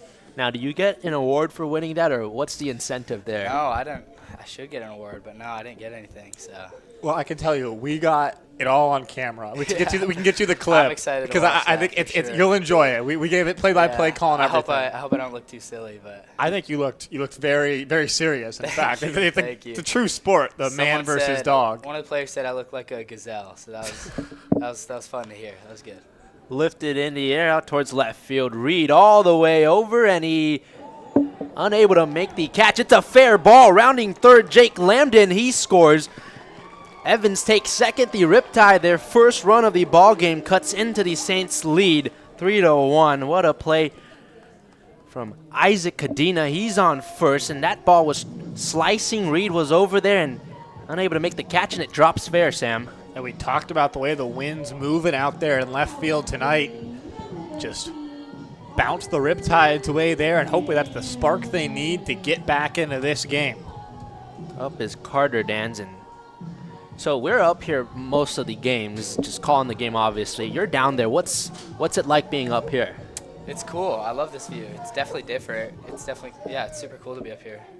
So I have to ask, you said someone called you a gazelle. Yes. Which player was it? That was Morrissey, Jack Morrissey, and Van Ness. They were together. They called me a gazelle. So. All right, I guess we got a treat for you for winning. It's a box of donuts, so definitely enjoy that. Whoa, thank you. Am I allowed to eat? Yeah, go ahead. Okay. Yeah, you earned it. Thank you, guys. I'll wait to ask you in full. I'll tell you, your mouth is not full anymore. But do you have any plans to continue your racing career? Or is it going to be one and done for Addy, Ask the Racer? I might have to end on that win, honestly. I don't see another chance for me to race. If anyone wants to challenge me, I'm up for it. But until then, I think I'm retired. Might pull a Brady, though, Tom Brady. Come back. Yeah. 1-1 the count against Carter Dans. 2 runners on. The Riptide trailing by 2 runs. It's the bottom of the 7th inning. Gonna tie the game up is Carter Dans. He's already got a hit in the first. 2 home runs, batting .333. 1-1. Twists is out of your way. It's high for ball 2. So how's the donut first off? It's really good. Okay. We had them down there, but I didn't eat any because I was getting ready for the race. I didn't want to weigh more, so it's good to have a treat after. Okay, so besides not eating, what was your pre-race routine? Did you stretch? Yeah, so in the top of the 5th, I stretched, and then Jake down there led me through a meditation. He took meditation class in school, so we meditated for 2 minutes, but I was kind of just giggling the whole time because I couldn't take it serious. But then I sprinted down the tunnel in the top of the 6th, and then I went out to the dugout, so I was ready then. I know that there's some track athletes on our Riptide intern staff. Did you ask any of them for advice on what to do, or? No, I just did me. I didn't. I just had my routine down. I think I was ready, but I have heard about some track athletes, but no, I didn't ask anyone. You certainly looked ready out there. So. Thanks. Looking for the second out of this inning is McCracken. Runners on first and second. He nods 2-2. Swing and a miss. Strike 3. Carter Dan strikes out. Strikeout number 5 tonight for the Saints. Retires Dan. Sends him back to the Riptide dugout. Up comes Luke Johnson. So before that race, did you get a pep talk from anybody, or were you just out there locked in? No, I didn't really get a pep talk. Gave myself one, and I was down there with David and the dog, Omaha, and they were kind of like, just poking like jokes at me, and I just gave me fuel. So I didn't, no pep talk. So I think we were all there because it was in the Riptide interns meeting. But what was the conversation like that got you the opportunity to even run at all? I think I was just in the dugout, and David was bringing up the idea, and he asked Joe, I think, and he asked like if he's fast, and then Joe like pointed to me for some reason. Then David in the meeting after, we do these meetings after everyone's cleaned up, and he like asked for a volunteer, and everyone just like, not everyone, but a lot of people said my name, and then I just said, yeah, like I'm down, I'll do it. So it wasn't like, I guess I just got nominated. Yeah. I guess. I'm not gonna lie, I heard one person say Addy, and I immediately started chiming in. So I definitely was part of why you got nominated. I think it's because no one else wanted to do it. I think that's basically why. But yeah, it was just a lot of people joining in on the nominating. 1-1 count. Luke Johnson's 0 for 3 today, working with 2 outs, 2 runners on. Kadina's on first, and Evans on second. Nolan McCracken strides and deals 1-1 down the middle, strike 2. Looking for the third and final strike of this at-bat and end the inning. The Riptide, 1 run came across. That was Jake Lambden. And the RBI single from Isaac Kadina. We don't want to let that sort of break that the Riptide got on the wind go to waste here for the offense to try and keep adding on. 1-2, low outside, evens up the count 2-2. So you talked about how you played baseball in high school. Yeah. What position were you? I pitched. So Okay. I was never running, but yeah, I don't know. Yeah, I pitched up until last year, I guess, because I graduated last year. So what's been your experience being like, you're in the dugout as the equipment, part of the equipment staff here, being around the guys? What's that, who's the person on the team who makes you laugh the most? Maybe my best friend's down there. He's Jack Morrissey. He makes me laugh a lot. So I'd say him, but a person I recently met is like Jimmy. Jimmy's always making everyone laugh, so it's been good to meet him, and yeah, he makes people laugh for sure. 2-2 sails by the glove of Garber into the backstop. Runners advance to second and third, both in scoring position for Luke Johnson. 17 RBIs this year, looking to tie the ball game up for the Riptide, or even take the lead with one big swing. 3 balls, 2 strikes, 2 outs, bottom of the 7th. McCracken with the glove, he gets a sign he likes. 3-2, swung on, lined in a right field. Evans comes around a score from third. The stop sign put there for Kadina, an RBI single from Luke Johnson, and the Riptide continue to cut into the Saints lead, 3-2 now, bottom of the 7th. Might be our good luck charm here, Addy. You come into the booth and immediately the offense just roars to life. Maybe it was the momentum we needed. And it continues with Reed Montgomery. And what a walk-up song Reed has, huh? I love it, yeah. It gets everyone hyped up. Montgomery's 0 for 3 today. Do you have a favorite walk-up song of all the ones? You've gotten to hear them all this season, I'm sure. I like Reed's a lot, and then Dan's just switched his. Yeah. And I like that too. Yeah, plays off his last name. I mean, it's just perfect. Yeah, it's perfect. Oh, and Sauce. Sauce plays off his last name too. True. Montgomery, the team leader in RBIs, working with runners on the corners and 2 outs. Riptide down by 1. The pitch misses for ball 1. On a 7-game hit streak, 20-game on-base streak is Reed Montgomery. He was 2 for 4 yesterday, had a double and a single. Popped one up to a trotter end right in the 2nd, flew out to left and grounded one to first in the 6th. 1-0. Swung on and driven towards center field. Up there is Snyder, and he makes the catch for the 3rd and final out of the inning. The Riptide, 2 runs come across. They trail 3-2. Top of the 8th coming up next.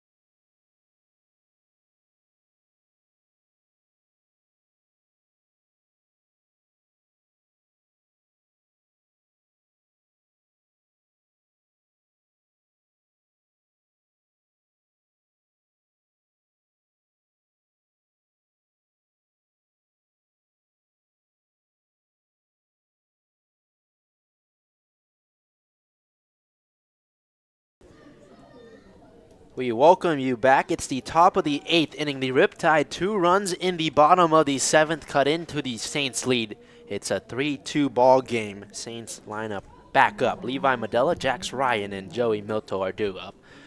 Dane Grant back out there. Swings at the first pitch as Medella and sends it back foul on the left side.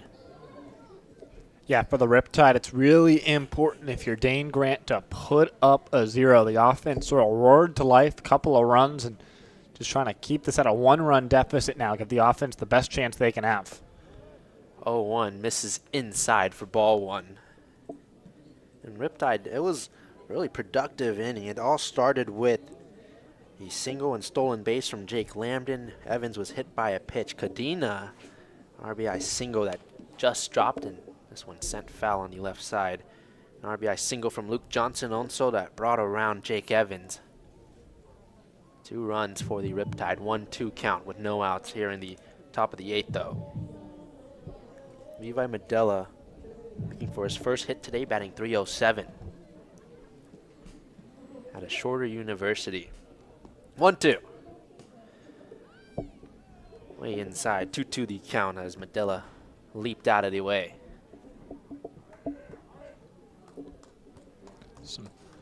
The dogs should not have really cleared out. I guess they've decided they need to go home, but a lot of the Riptide fans still here tonight as the Riptide try and come back to win this one. A wild swing and a miss from Levi Medella. Strikeout number 7 for the Riptide, number 2 for Dane Grant. Retires Levi Medella, and there's 1 out in the 8th inning.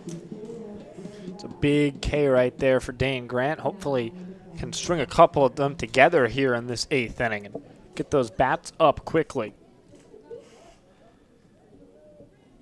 Brings up Jax Ryan. 0 for 3 today, 2 strikeouts, a fly out to right field. Grant deals, it's low for ball 1. Jax Ryan, an Arizona State Sun Devil. His 5-game on-base streak is on the line as he's 0 for 3 so far. And the 1-0 outside. 2 balls, no strikes. He's 3 for 8 this summer against the Riptide. Didn't play yesterday. Starting in the lineup as the designated hitter tonight. 2-0. Swing and a miss, strike 1. Caden Muckley getting warm in the bullpen for the Riptide. Casey Uper got the start. Dane Grant in at the moment, and looks like Caden Muckley will be the next one out of the bullpen for Orange County. The 2-1. In for strike 2. 2 balls and 2 strikes. Jax Ryan looking to avoid striking out for the 3rd time today. 7 strikeouts so far for the Riptide. 2 of them from Grant and 5 from Casey Uper, and swing and a miss and foul tipped into the glove of Zach Crandall. Strikeout number 8. It's back-to-back for Dane Grant.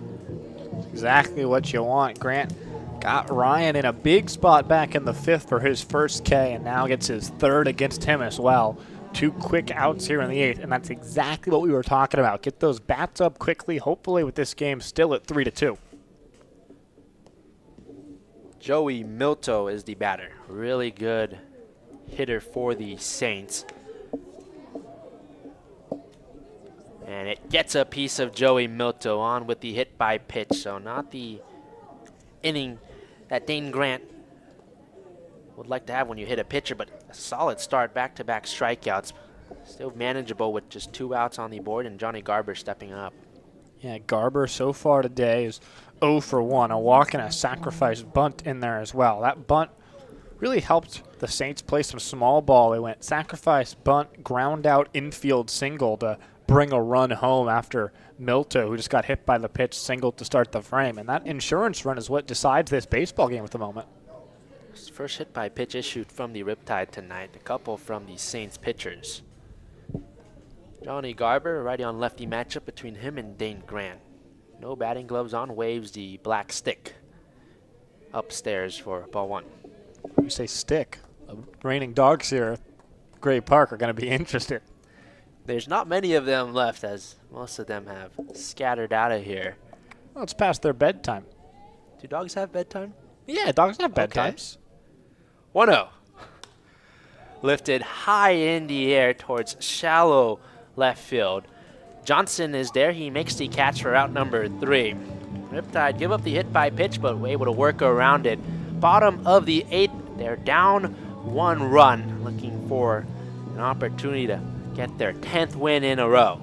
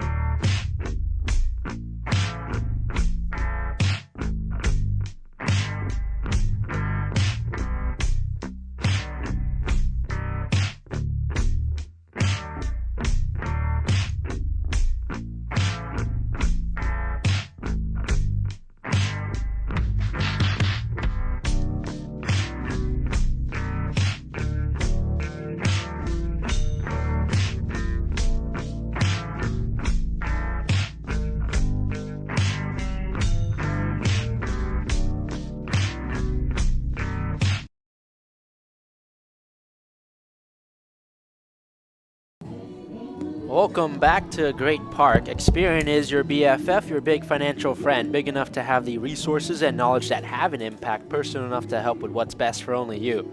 No matter where you are in your financial journey, your big financial friend is a trustworthy companion by your side. Wherever you are in your financial journey, your big financial friend is ready to help you navigate the smartest way to reach all your personal financial goals with solutions you can trust. This is Experian, your big financial friend for life.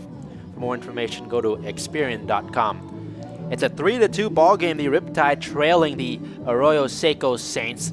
Riptide lineup is coming up next, looking for 1 run to tie the game and a couple more to take the lead. They've got a 9-game win streak on the line. Zach Crandall will lead the inning off, followed by Camden Sauce and Jake Lambden.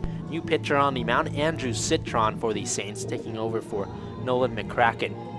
Yeah, the Riptide haven't done a lot of trailing of late, but having to play from behind here tonight, you're halfway to turning your 3-0 deficit into a 4-3 lead. You got 2 of those runs last frame. You'd love to get 2 more right here. Citron, the pitcher on the mound out of Georgetown, made 16 appearances and pitched 10 in a 3rd inning. Zach Crandall is digging in. He reached once tonight. That was on an error by the shortstop in the 4th inning. Lined one to left and struck out looking in the 6th. Bottom of the order here for the Tide, but you'd love if they could string together some hits. Citron's first pitch misses for ball 1. Andrew Citron making his 3rd appearance against Orange County this summer. He pitched in the 2nd to last meeting when he went 2 innings, 2 hits, 1 earned run, 2 walks, and had a strikeout. Crandall swings and misses 1-1.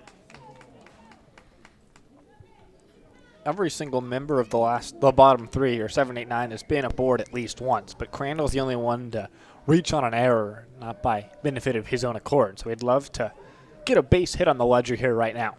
6 hits so far tonight for the Riptide, 2 runs. And 1-1 drops in strike 2. 1-2 the count against Zach Crandall. Andrew Citron is in the ballgame for Nolan McCracken. Riptide had 2 runs come across in the bottom of the 7th to cut into the Arroyo Seco advantage. 1-2. Smashed into right field. Milto working over there, and he makes the catch for out number 1 of the 8th inning. Just feels like the ball can die here sometimes. That one long way short of the fence, but it really did feel like it was going to keep carrying a little bit further, potentially get into that gap for Crandall, but just sort of died and settled into Milto's mitt. 1 out in the 8th inning. Up is Camden Sauce. He's having himself a good game. 2 singles in the 2nd and the 4th.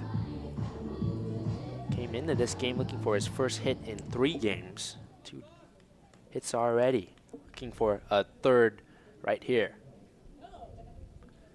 Citron fires, paints the edge of the zone for strike one. Camden Sauce played at TCU this year, going to Santa Clara in the fall. Gets the start at third base for the Riptide. He's batting .200. Gets the sign from Garber as Citron with the gray glove in front of his belt. 0-1. Misses low. 1 ball, 1 strike. 1 out. Nobody on. It's the bottom of the 8th inning. The Riptide trailing 3-2 against the Arroyo Seco Saints.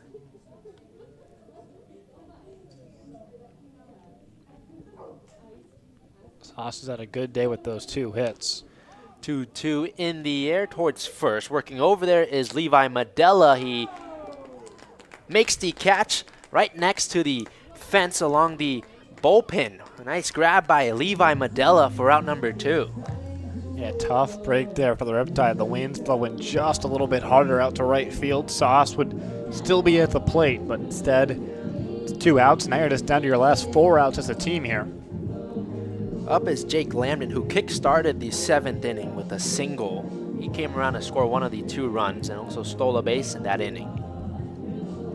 He's been aboard twice tonight, and it's been good to see. He was aboard 3 times yesterday as he works to get out of that 2-for-24 rut.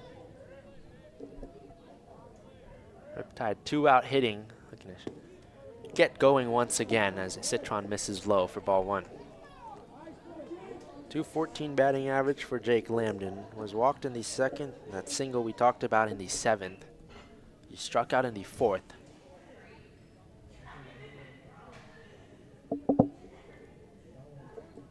Andrew Citron misses low. 2 balls, no strikes. Making his 8th appearance this summer for the Saints. Pitched 6 2/3 innings. Has 1 save on the year. He's yet to go more than an inning all season, so we'll see if he does that tonight or if someone else comes on for the save for the Saints. 2-0. Fires in for strike 1. 2 balls, 1 strike, 2 outs. Jake Lambden looking to keep the line moving for the Riptide, who are trailing by 1 run. Navarro is in the on-deck circle if Lambden's able to reach. If not the end of the world to have the top of your order coming up needing a run. It's important for Muckley to keep it there. 2-1, lined up the middle in a center field. A base hit for Jake Lambden. His 2nd of the day in back-to-back innings, and 2-out hitting once again for the Riptide. That's exactly what you want there. Hopefully you can string a couple of those 2-out hits together. Got a good man in Bradley Navarro up to do it. Love to see Lambden get off to the races here, though, potentially steal a bag, put himself in scoring position. To expect the Saints to be very wary about Lambden, though, especially since he just stole a bag last inning. Lambden now 10 for 10 on stolen base attempts. Navarro still looking for his first hit of the night. He's reached once, that was on a walk, and he also stole a base in the 5th. Flew out to center in the 7th. Switch hitter bats left-handed, stares at the pitch, it misses outside. 1-0 the count. Navarro out of Cypress College, going into Utah Utes in the Big 12 this fall. Has 2 homers on the year. One of them came last night against this very team in the Arroyo Seco Saints. Lambden maneuvers on first. Pitch drops low. 2 balls, no strikes with 2 outs for Navarro.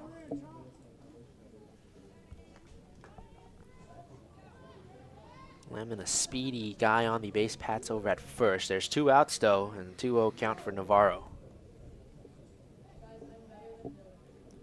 White batting gloves on, waves the bat next to his blue helmet. 2-0. Outside, 3 balls and no strikes. Great job here from Navarro, getting into a good count, and if you can work a walk, that's great. Puts a runner in scoring position for Jake Evans. If you get a strike, then you're in a 3-1 count, and time to go attacking yourself.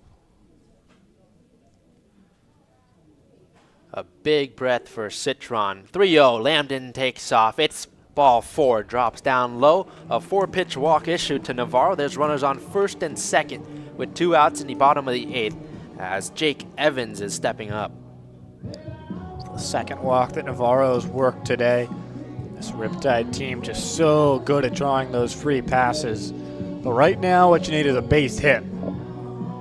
Jake Evans scored 1 of 2 runs in the 7th for the Riptide. He reached via hit by pitch. He's been hit by a pitch twice tonight.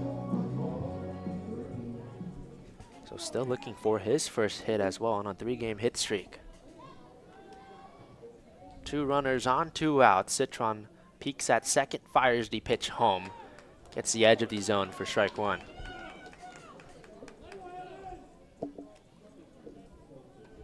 Lambden had a season-high 4 hits yesterday against the Saints. Righty-on-righty matchup with Lambden on second and Navarro on first for the second baseman from Long Beach State. Taps one into the net, foul, 0-2. Gotta find a way here if you're Jake Evans to come through in a big spot. Evans out of the box and a big breath as he's back in. Taps the plate 2 times and curls the bat. A couple half swings awaiting the 0-2 pitch from Andrew Citron. Looking for the 3rd and final out of this inning. Riptide 2 runners on. 0-2. Off the end of the bat and back foul. Redo 0-2 between Evans and Citron. Big first step if you're Jake Evans. Get closer and more comfortable in this at-bat. Just gotta try to find a way here, man. Just gotta find some outfield grass and tie this game up. Jake Lambden will be off to the races on contact with 2 outs, and it can be really hard to throw him out if you can send one to the outfield. 3-2 ball game in the bottom of the 8th. Riptide trail. Runners on first and second for Jake Evans. 0-2 count. Couple peeks at second for Citrons. His pitch is rolled on the ground. A couple bounces in a right field. Racing around third is Jake Lambden. He scores, and this ball game is tied as Navarro slides back head first safely in a second. A huge RBI single from Jake Evans ties the ball game up 3-3, bottom of the 8th. That right there is some 2-strike hitting. Jake Evans just get enough on the baseball and good things will happen. Exactly what you needed to happen right there. Now Isaac Cadena, perhaps no one else better to come up to try and give the Riptide the lead. Have Caden Muckley, who's been warming up in the bullpen, try to come on for a save and win this thing right here. Just like that, the Riptide are in the driver's seat. A chance to take the lead headed into the 9th. 2 runners on. Evans on first, Navarro on second. Evans, a big RBI single just moments ago for Isaac Cadena. Cadena had an RBI single in the 7th inning as he first pitched down the middle for strike 1 from Andrew Citron.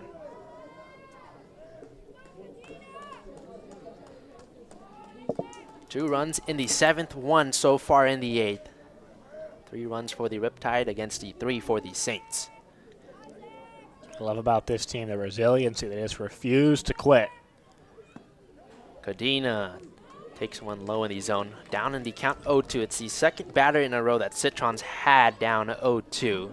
Looking for a finish here to send the game into the 9th, tied 3-3.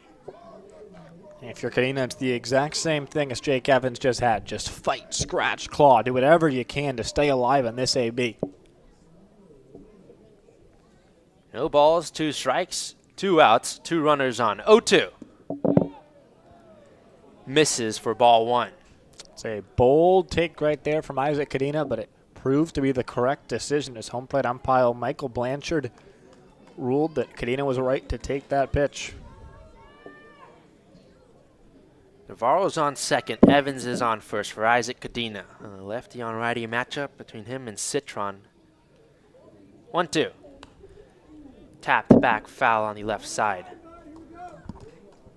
That's exactly what we were talking about, just staying alive. You know, maybe Citron will get wild and throw a couple of wild pitches. You know, maybe you'll get a pitch that you like eventually. Just the more you can battle and stay in these counts, better things will happen.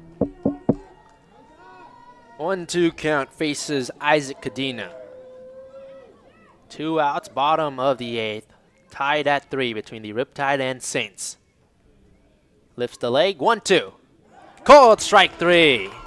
Isaac Cadena goes down looking for the 3rd and final out of the 8th inning, but not before the Riptide tie the game up. It's a 3-3 game headed into the 9th.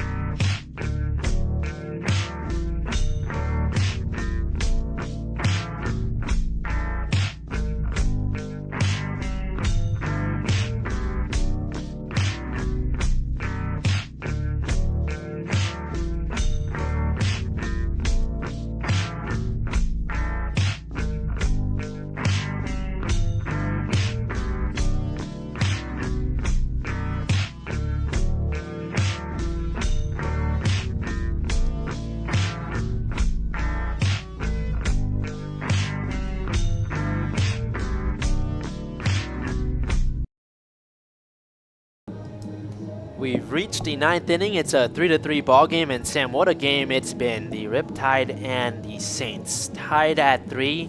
Caden Muckley is in the game, and Muckley's looked great for the Riptide this summer. Yeah, Muckley's been pretty solid this year. 5 1/3, a 3.6 ERA, 4 walks, 11 Ks. Last time out, an inning, a walk, and a strikeout. No hits or runs, and he hasn't allowed a hit in his last 4 outings, so it's been a really good pitching from Caden Muckley. High leverage spot right here. He was supposed to pitch yesterday, but obviously that game did not go the full distance, and so Muckley did not get the chance to come in, but now gets to come in a really big spot. You have to put up a 0 right here if you're Caden Muckley and give your bats the opportunity to go win it in the bottom of the 9th. It's Keon Maseni, Gannon Snyder, and Jacob Freer. 8, 9, and 1 for the Saints. Saw 8-9-1 lead off the 5th inning. That's when 2 of the 3 Arroyo Seco runs came across, so hopefully can get a better outcome out of this part of the order this time, though. Maseni's 0 for 3 today, facing the tall righty and Caden Muckley. Glove set at his chest, fires inside edge of the zone for strike 1.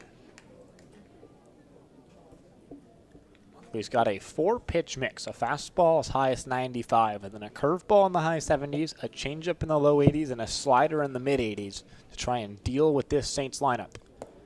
0-2 outside for ball 1. 1 ball, 1 strike. Hayden Muckley looking for 3 outs and bring the Riptide lineup back up, an opportunity to walk it off. Riptide have trailed 3-0 in this game. They've came back to tie it up in the 8th. Looking for 10 straight W's. 1-1, chopped foul on the right side. The Riptide hadn't won more than 5 in a row in the previous 3 seasons, so you could double that with a win here tonight, but this one's far from over. On the other hand, the Saints looking to avoid losing for the 6th straight game. 1-2. Back foul, and Maseni stays alive. 1 ball, 2 strikes. Yeah, it really feels like this Saints team is in free fall right now, and I'm sure in that dugout, it sort of feels like, we've had this game, we led the whole way. Now we're facing potentially losing it, so it's a really tough pill to swallow. They really want to find a way to win this one too. The 1-2 bounces low, evens up the count. 2 balls and 2 strikes for Keone Maseni, the second baseman. He grounded to first in the 2nd, flew out to left and grounded to 2nd in the 7th. Mucky looking for his first strikeout tonight. 1-2. Called strike 3. He gets it right there. Strikes out Keon Maseni. Strikeout number 9 tonight for the Riptide. It's a big one for Muckley to start the 9th inning. That's a huge one right there. Exactly the first step you want to take. If you can retire Snyder, then you're facing the top of this Saints lineup in the best position you can with the bases empty. Pinch hitting for the Saints in place of Gannon Snyder. Number 32, Cody Turner. Turner's an outfielder just like Snyder, so he can slot in where Snyder was in center field. Turner hit an inside the park home run yesterday against the Riptide. He swings and fouls 1 for strike 1. So Cody Turner pinch hitting for Gannon Snyder. Well, not just did he hit an inside the park home run, that was the last thing that anyone did in that game because the lights went out right afterwards. Looking for a big hit for the Saints, who are trying to regain the lead. 3-3 game. 0-1. Waves and misses. Strike 2. 0-2. Caden Muckley ahead in the count. Turner had intentions of sending that one over the wall for just a regular non-inside the park home run, but instead behind 0-2, and Muckley trying to work for a 2nd straight strikeout to begin his outing. .278 batting average this summer. 0-2 is lined into the glove of Camden Sauce over at 3rd. Feels like the first time that the Riptide have really caught a break defensively. There's been a lot of weak contact that's found holes so far, a bunch of infield hits. In fact, 5 of the 7 hits from the Saints have been infield hits. That one, though, was pretty loud contact, but it found Camden Sauce's glove. A nice play from him at the hot corner. And now there's 2 down. Base is empty here as this lineup flips over. Leadoff guy Jacob Freer is at the plate against Caden Muckley. 2 outs in the top of the 9th, looking for the 3rd and final one. Muckley deals, it's in the air, and it's back foul. Freer has been the best hitter tonight for the Saints. He's reached on all 4 of his plate appearances. 3 singles, 1 run scored. 2 of those 3 singles were infield singles to first base where a pitcher failed to cover. So you got to be ready to get over to that bag if you're Cade Muckley. 0-1. Low, 1 ball, 1 strike. Freer out of Azusa Pacific. He's batting .316. No homers this summer. Freer was a middle infielder for the most part in high school, but moved over to third base once he moved to Azusa Pacific. 1-1. Called strike 2. 1 ball and 2 strikes. Caden Muckley looking for the 10th strikeout tonight for the Riptide, his 2nd of the inning. 3rd and final out. Give the Riptide a chance to walk it off. Muckley stares at Crandall. Finds a sign he likes. The glove in front of his white jersey. 1-2. It's low and in at the feet. Evens up the count. 2 balls, 2 strikes with 2 outs in the top of the 9th. Tie ball game at 3.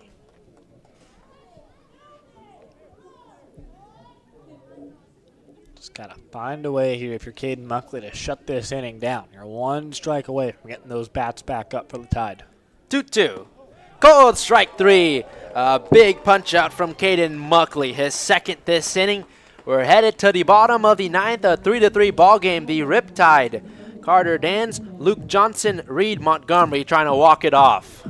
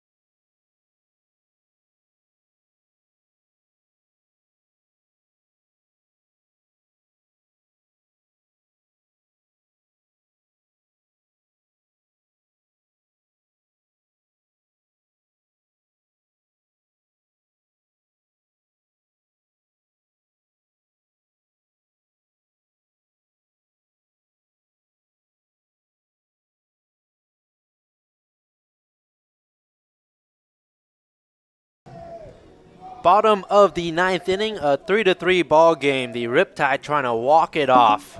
Aidan Pham alongside Sam Evans with you. Riptide and Arroyo Seco Saints on this Saturday night. Carter Dans leads the inning off, takes the first pitch, gets the low outside corner of the zone for strike 1. Riptide trailed 3-0. They scored 2 runs in the 7th, bottom of the 7th, 1 in the 8th, and this game tied at 3. Carter Dans is the batter. Andrew Citron back out there. 0-1. Misses. 1 ball, 1 strike. Carter Dans today with a single in the 1st, hit by pitch in the 5th. Just trying to get aboard here if you're Carter Dans. You've got a lot of speed on the base pass if you can get there. Just want to get on and let the guys behind you bring you in for the win. 333 average. 1-1 is low and outside. 2 balls, 1 strike. There's no outs in the bottom of the 9th. Carter Dans is the batter. It's a 3-3 game. The Riptide looking for their 10th straight win this summer. On the other hand, the Saints looking to avoid losing 6 straight.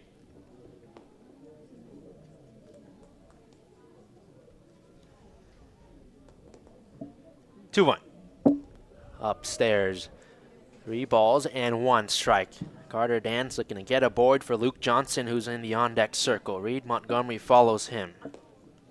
What a great job by this Riptide pitching staff to put up 3 straight zeros and give the offense time to wake up and come to life, and they certainly have with runs in each of the last 2 innings. 3-1 is swung on and missed by Carter Dans for strike 2. Full count against Dans between him and Citron. 1 hit in the 8th for the Riptide, 2 left on, 1 run came across. 3-3 game. Dans back in the box, adjusts the helmet with his left arm. Awaiting the 3-2 offering from Andrew Citron.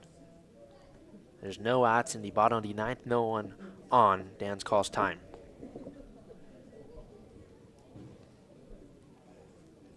Important time to make sure that you're all good if you're Carter Dans. A big pitch on the way from Citron.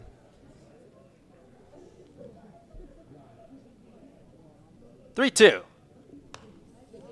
Up and foul on the left side. Redo 3-2 between Dans and Citron. And this Riptide team has done so well all season long, and especially tonight, of working in these ABs, making the Saints pitching staff work for punch-outs. They've not gone down easy, just 6 Ks so far tonight. 333 average, 2 homers, 16 RBIs for Carter Dans at the plate. Citron's 3-2. Up and outside ball for the Riptide. Have the winning run aboard. Carter Dans with the walk. It's huge right there, and now got the opportunity. If you want to put him in motion, you certainly can. Dans this summer 2 for 3 on stolen base attempts. That brings up Luke Johnson, who had a big RBI single in the 7th.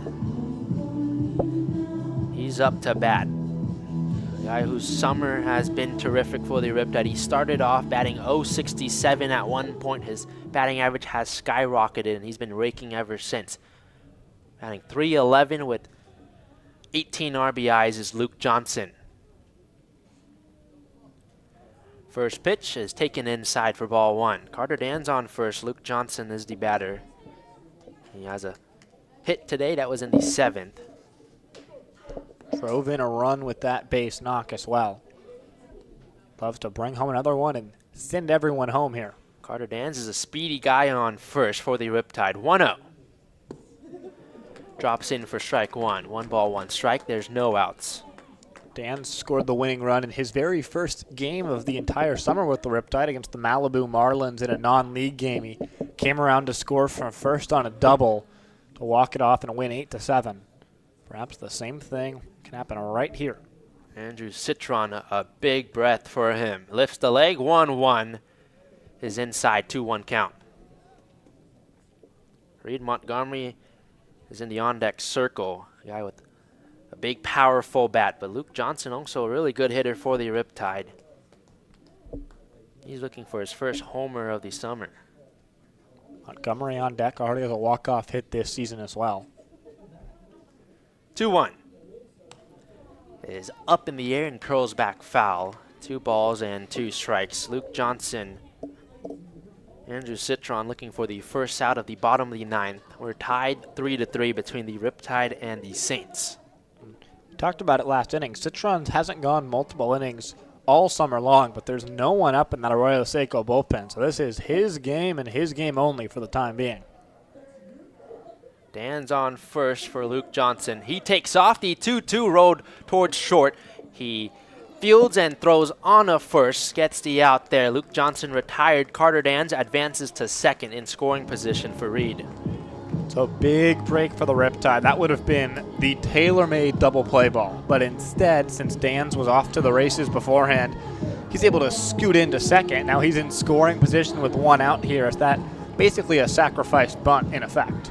Reed Montgomery's been the hero once. He's trying to do it again. A walk-off RBI single against the Philippines. He's in the game 0 for 4 today.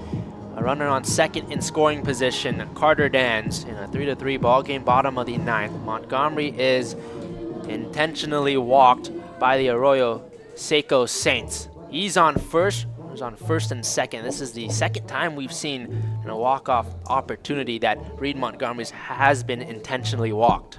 Oh, he's got the most RBIs on this Riptide team, and opposing managers are rightly scared of him. But if you're Zach Crandall, that's got to be the most motivating thing. I mean, they said they don't want any part of Reed Montgomery. They want you. So you can make them pay for that decision if you can find some outfield grass right here.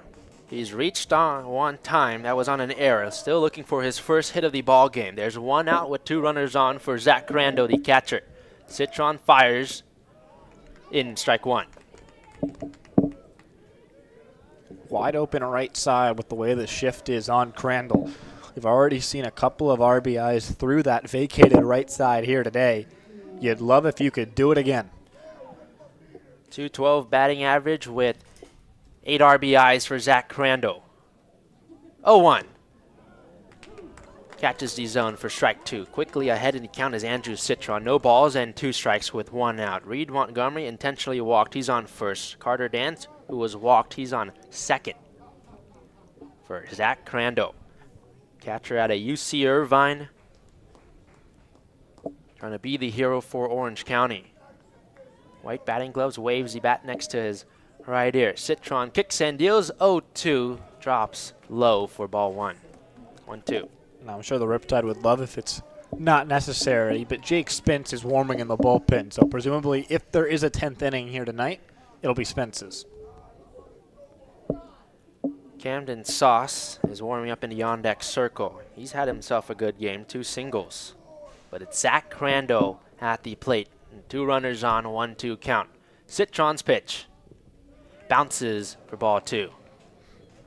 I like how aggressive Dan's is getting with his secondary lead. You know, if you get a ball that gets away, moving up to third with less than 2 outs would be so huge. It opens up so many more avenues to win this game. And so I love how aggressive he's getting out there, probably getting close to a 30-foot secondary lead. A lot of speed on the base paths for the Riptide. Montgomery on first. Dan's bouncing around on second for Zach Crandall. 2-2. Misses high. Full count faces Zach Crandall. 3 balls, 2 strikes, 1 out. Montgomery on first. Carter Dan's on second. A 3-3 game in the bottom of the 9th. Zach Crandall trying to walk it off for the Riptide, win their 10th straight.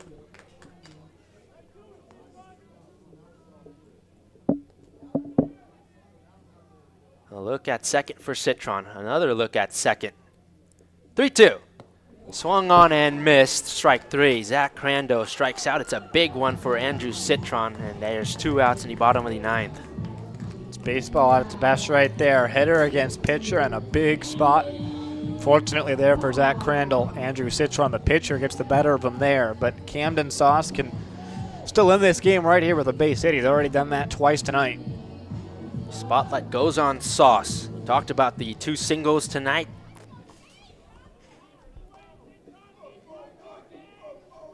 He's got Reed on first and Dan's on second with 2 outs, bottom of the 9th. Andrew Citron looking for that 3rd out and send us to extra innings. His first pitch is taken for strike 1 by Camden Sauce. The Riptide SOS has been written in the dirt. You need some help, and Camden Sauce trying to be the guy to give it to him. Batting .208 with 4 RBIs.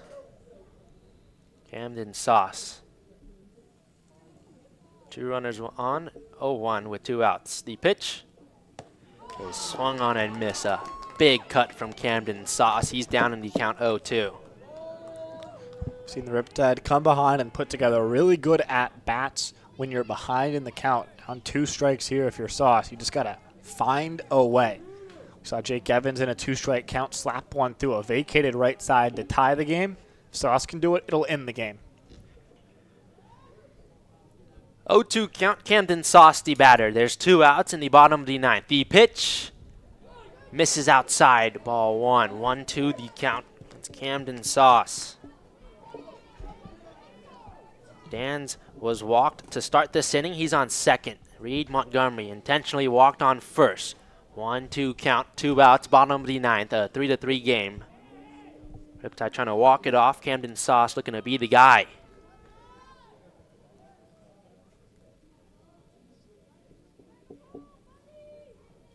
One, two. Flies by the glove of Garbers. Runners advance to second and third, both in scoring position for Camden Sauce on the wild pitch. It's a 2-2 count. Now a single definitely wins the game. Another wild pitch could potentially win the game. First base does open up, though, and in this 2-2 count, if I'm on the Saints pitching staff here, as this meeting on the mound between pitcher and catcher goes on, I think I'm saying let's throw 2 balls here to Camden Sauce. And if he takes them, we deal with Jake Lambden and we get our out there. But if not, then you have to just make Sauce take those pitches. Can't let one get away from you, though, if you're on the backstop, because that'll end this ball game. 2 singles already tonight. Another one would win the game for the Riptide. Dan's on third, Montgomery on second. 2-2 count with 2 outs for number 2, Camden Sauce. The pitch goes around, strike 3. Camden Sauce strikes out. We go to extra innings in Irvine tonight. It's tied 3-3, top of the 10th coming up next.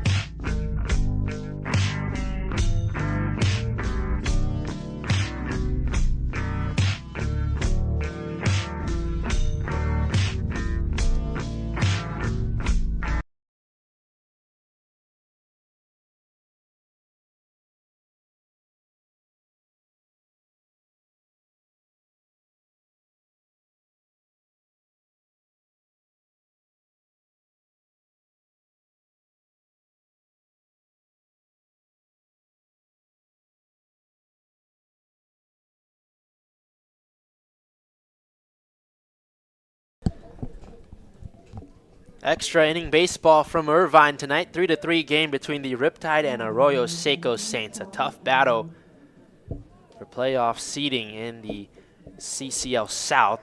Trotter Enright is the batter. In CCL extra inning rules, Jacob Freer is the runner on second to start the inning.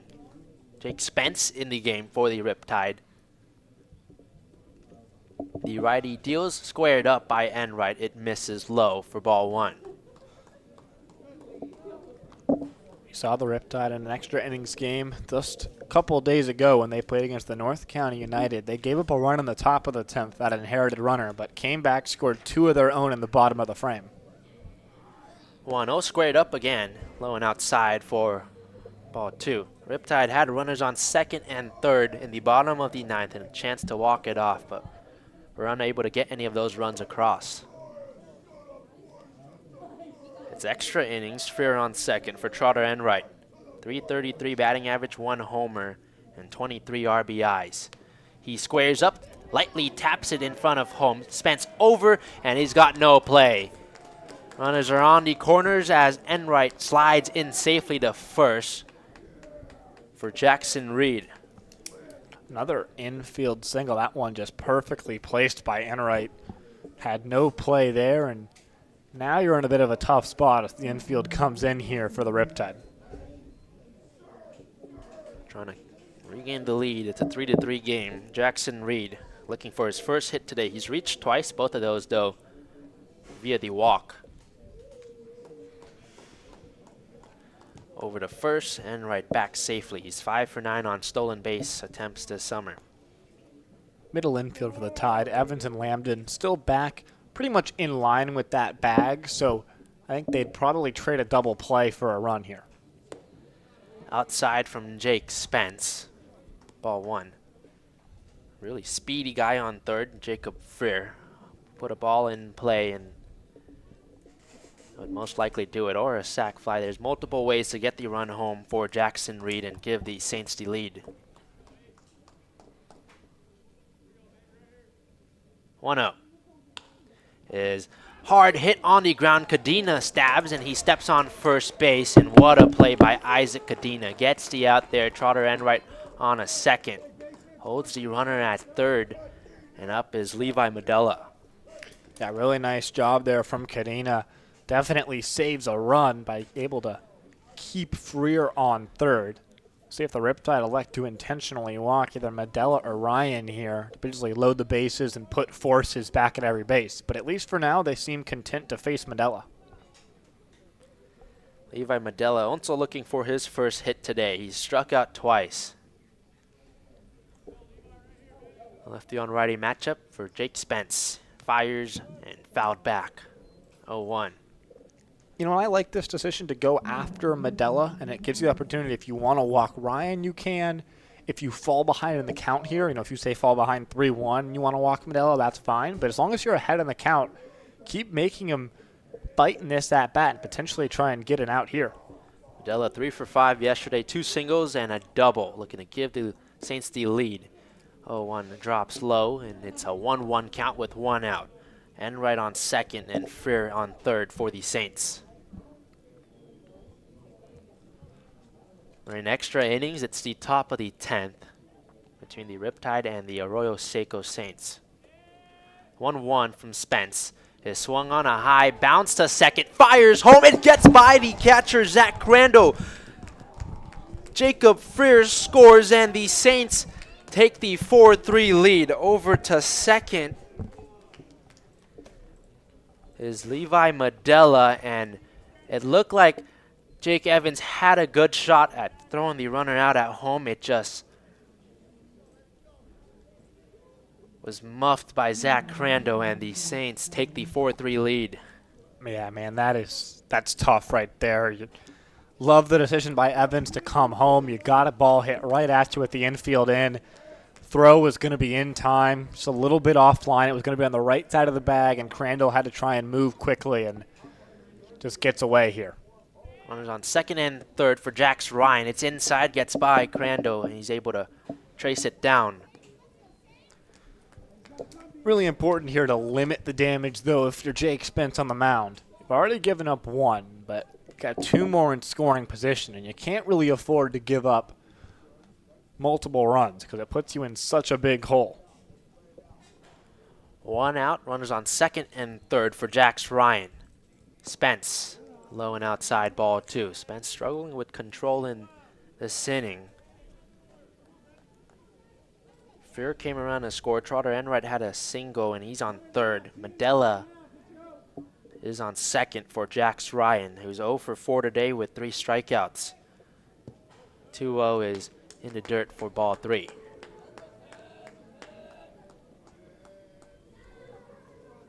Joey Milto is in the on-deck circle. Spence trying to avoid loading up the bases, but some work to do down in the count. 3 balls, no strikes. There's 1 out.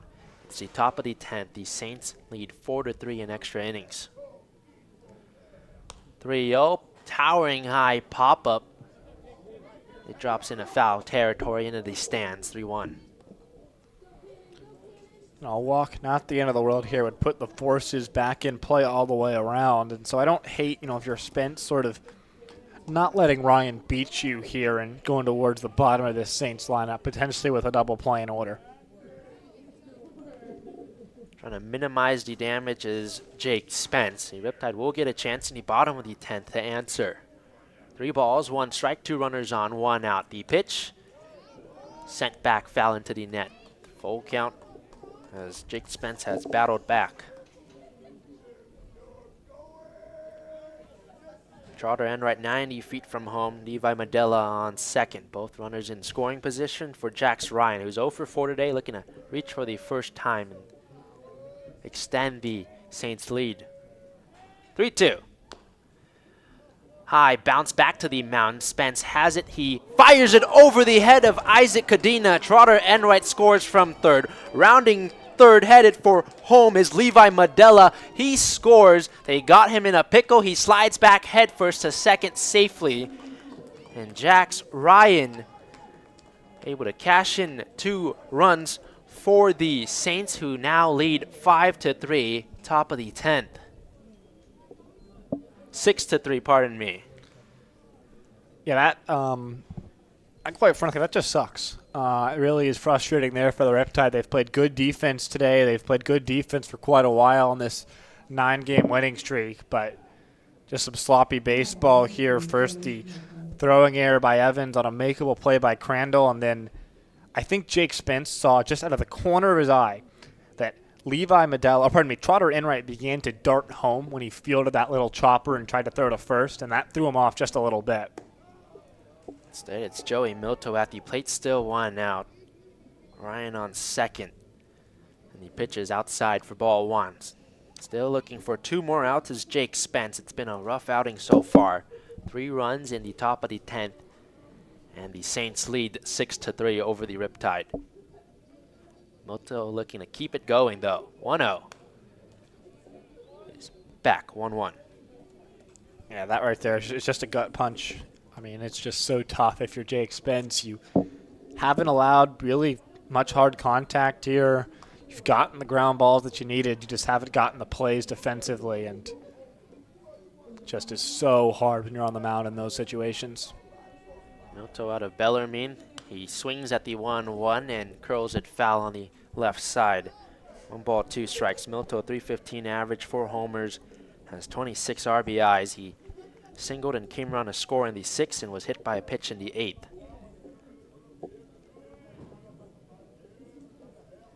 Riptide still 1 out in the top of the 10th. 3 runs so far for the Saints, looking to add on. They lead 6-3 over the Riptide. Ryan on second. Jake Spence, the pitcher in the game. Joey Milto, the batter. Lifts the leg, 1-2, ground ball, a couple bounces to second. Tough play for Evans. He fires to Cadena, gets the out there. Ryan advances to third. There's 2 outs in the top of the 10th. Really nice play there by Jake Evans. Hopefully stops the bleeding here as you try and, down 3, but if you think about it, sort of like being down 2. We saw the Riptide come back from down 2 in the bottom of the 9th against the Philippines earlier in this win streak. You can do the same right here. You get the runner on second to start the inning. You just got to get 2 guys who start the inning in the dugout across home plate. For the Riptide, it's Lambden and Navarro and Evans. So the 9-hole and the top 2 hitters. Bounces in the dirt. A nice block by Zach Crandall for ball 1. Jax Ryan's on third for Johnny Garber, the catcher. He reached once. That was on a walk in the 2nd.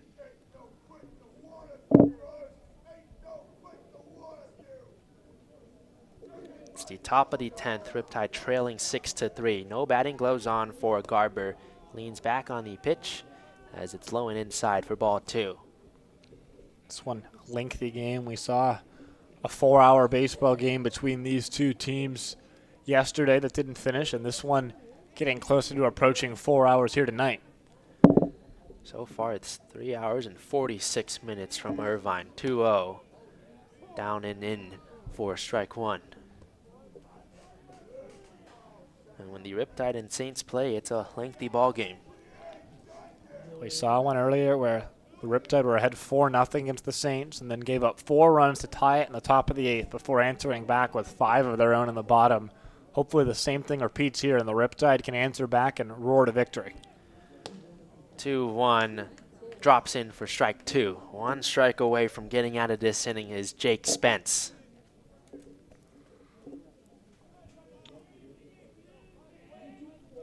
Eight hits so far tonight for the Saints. 6 runs, 2 errors apiece from both teams. Spence 2-2. Outside in the opposite batter's box, full count against Johnny Garber. Yeah, 3 unearned runs in this inning here. And an infield single as well. Just frustrating stuff.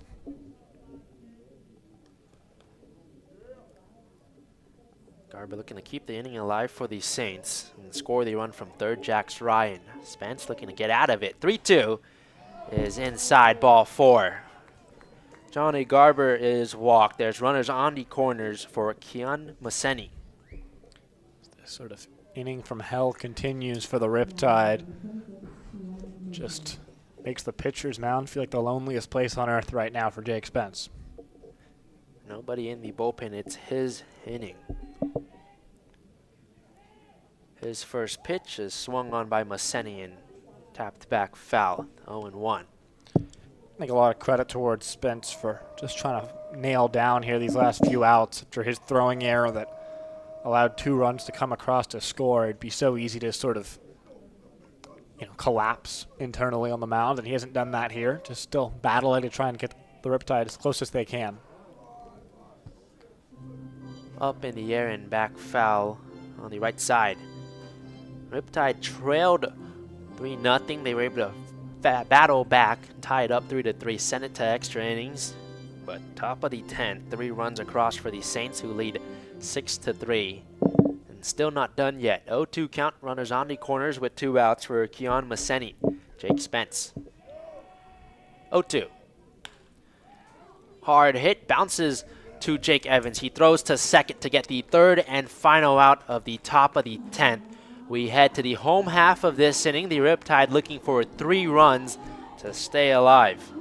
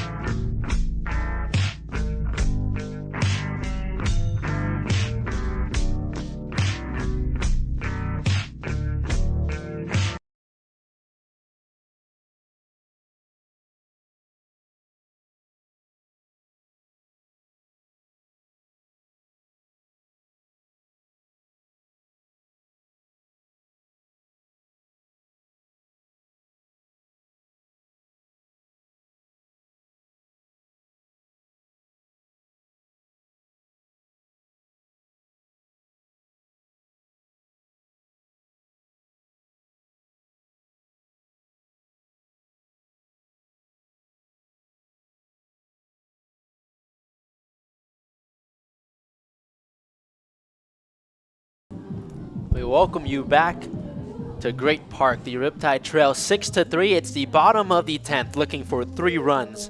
We headed into extra innings, tied at 3. 3 runs across for the Saints. The top of the 10th, they lead 6-3. Camden Sauce is the runner on second in extra innings. Jake Lambden, Navarro, and Evans are due up in this inning. Andrew Citron, the pitcher, back out there for another inning of work against the Riptide, looking for 3 outs and give the Saints the road win. And road wins that have been hard to come by for this Arroyo Seco team, just 3-9 when they're not at home in Pasadena. but they're 3 outs away from getting a big one and stopping the Riptide's winning run. Citron kicks and deals. His first pitch is in the zone for strike one. Jake Lambden in the 7th and 8th had singles in both innings and came around to score. Riptide scored 2 in the 8th, 1 in the 9th to tie the game up. Had a chance to walk it off with runners on 2nd and 3rd, but just unable to get that extra run across. We're in extra innings and they trail 6-3. Sauce on second, 0-1 to Lambden is swung on and missed. Quickly down in the count, 0-2.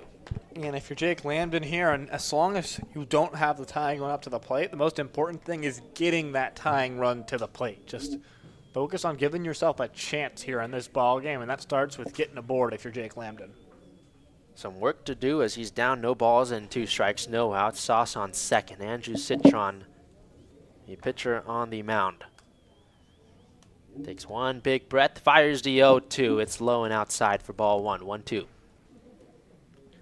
214 batting average with 7 RBIs. Jake Lambden, the shortstop, who's made some nice defensive plays for the Riptide tonight. Looking for a big play at the plate.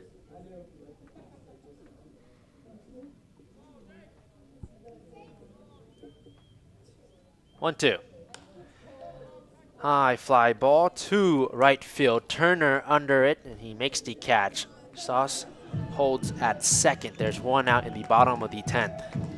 Yeah, you know, if you're Sauce on the base paths, you really have to make sure you're just taking no risks out there. The only way that that run matters is if 2 more come in behind you, so there's no reason to try and advance. You probably could have gotten to third on that fly ball, but whether this game is 6-3 or 6-4, it doesn't matter. No reason to risk running into an out on the base paths.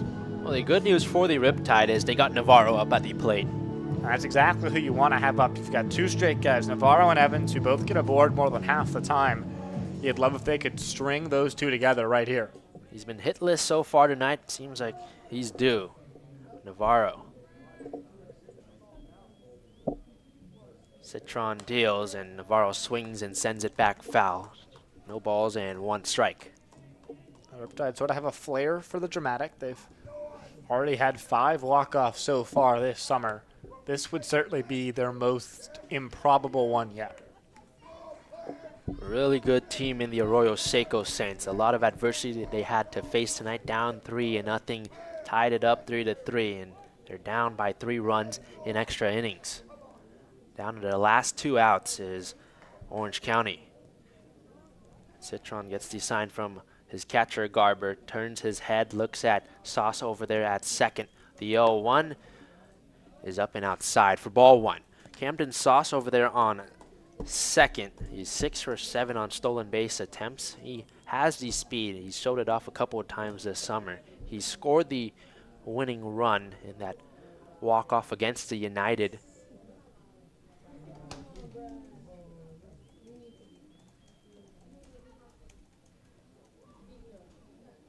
One.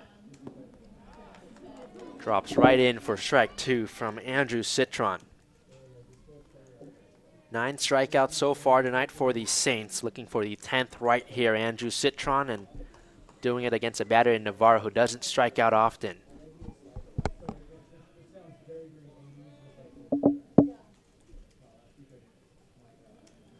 Waves the bat around a couple of times as he leans back and forth. Citron, the 1-2, is swung on and missed. Navarro strikes out. It's the 10th strikeout tonight for the Saints, and they're down to their last out are the Riptide.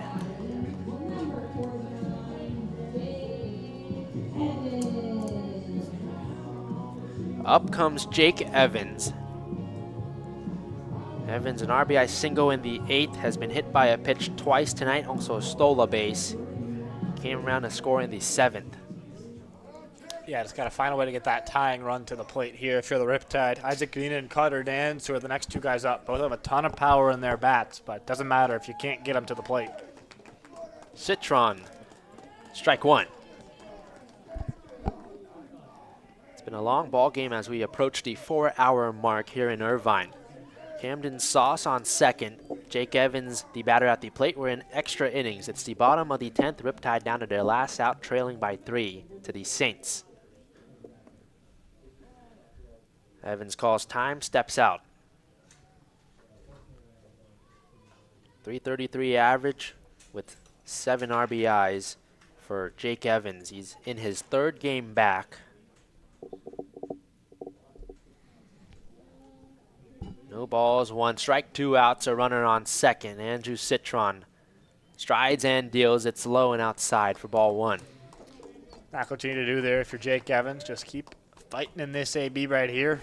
Battled hard and got a big RBI single last time he was up in the 8th. That tied the game at 3 at the time, but things have gone awry since.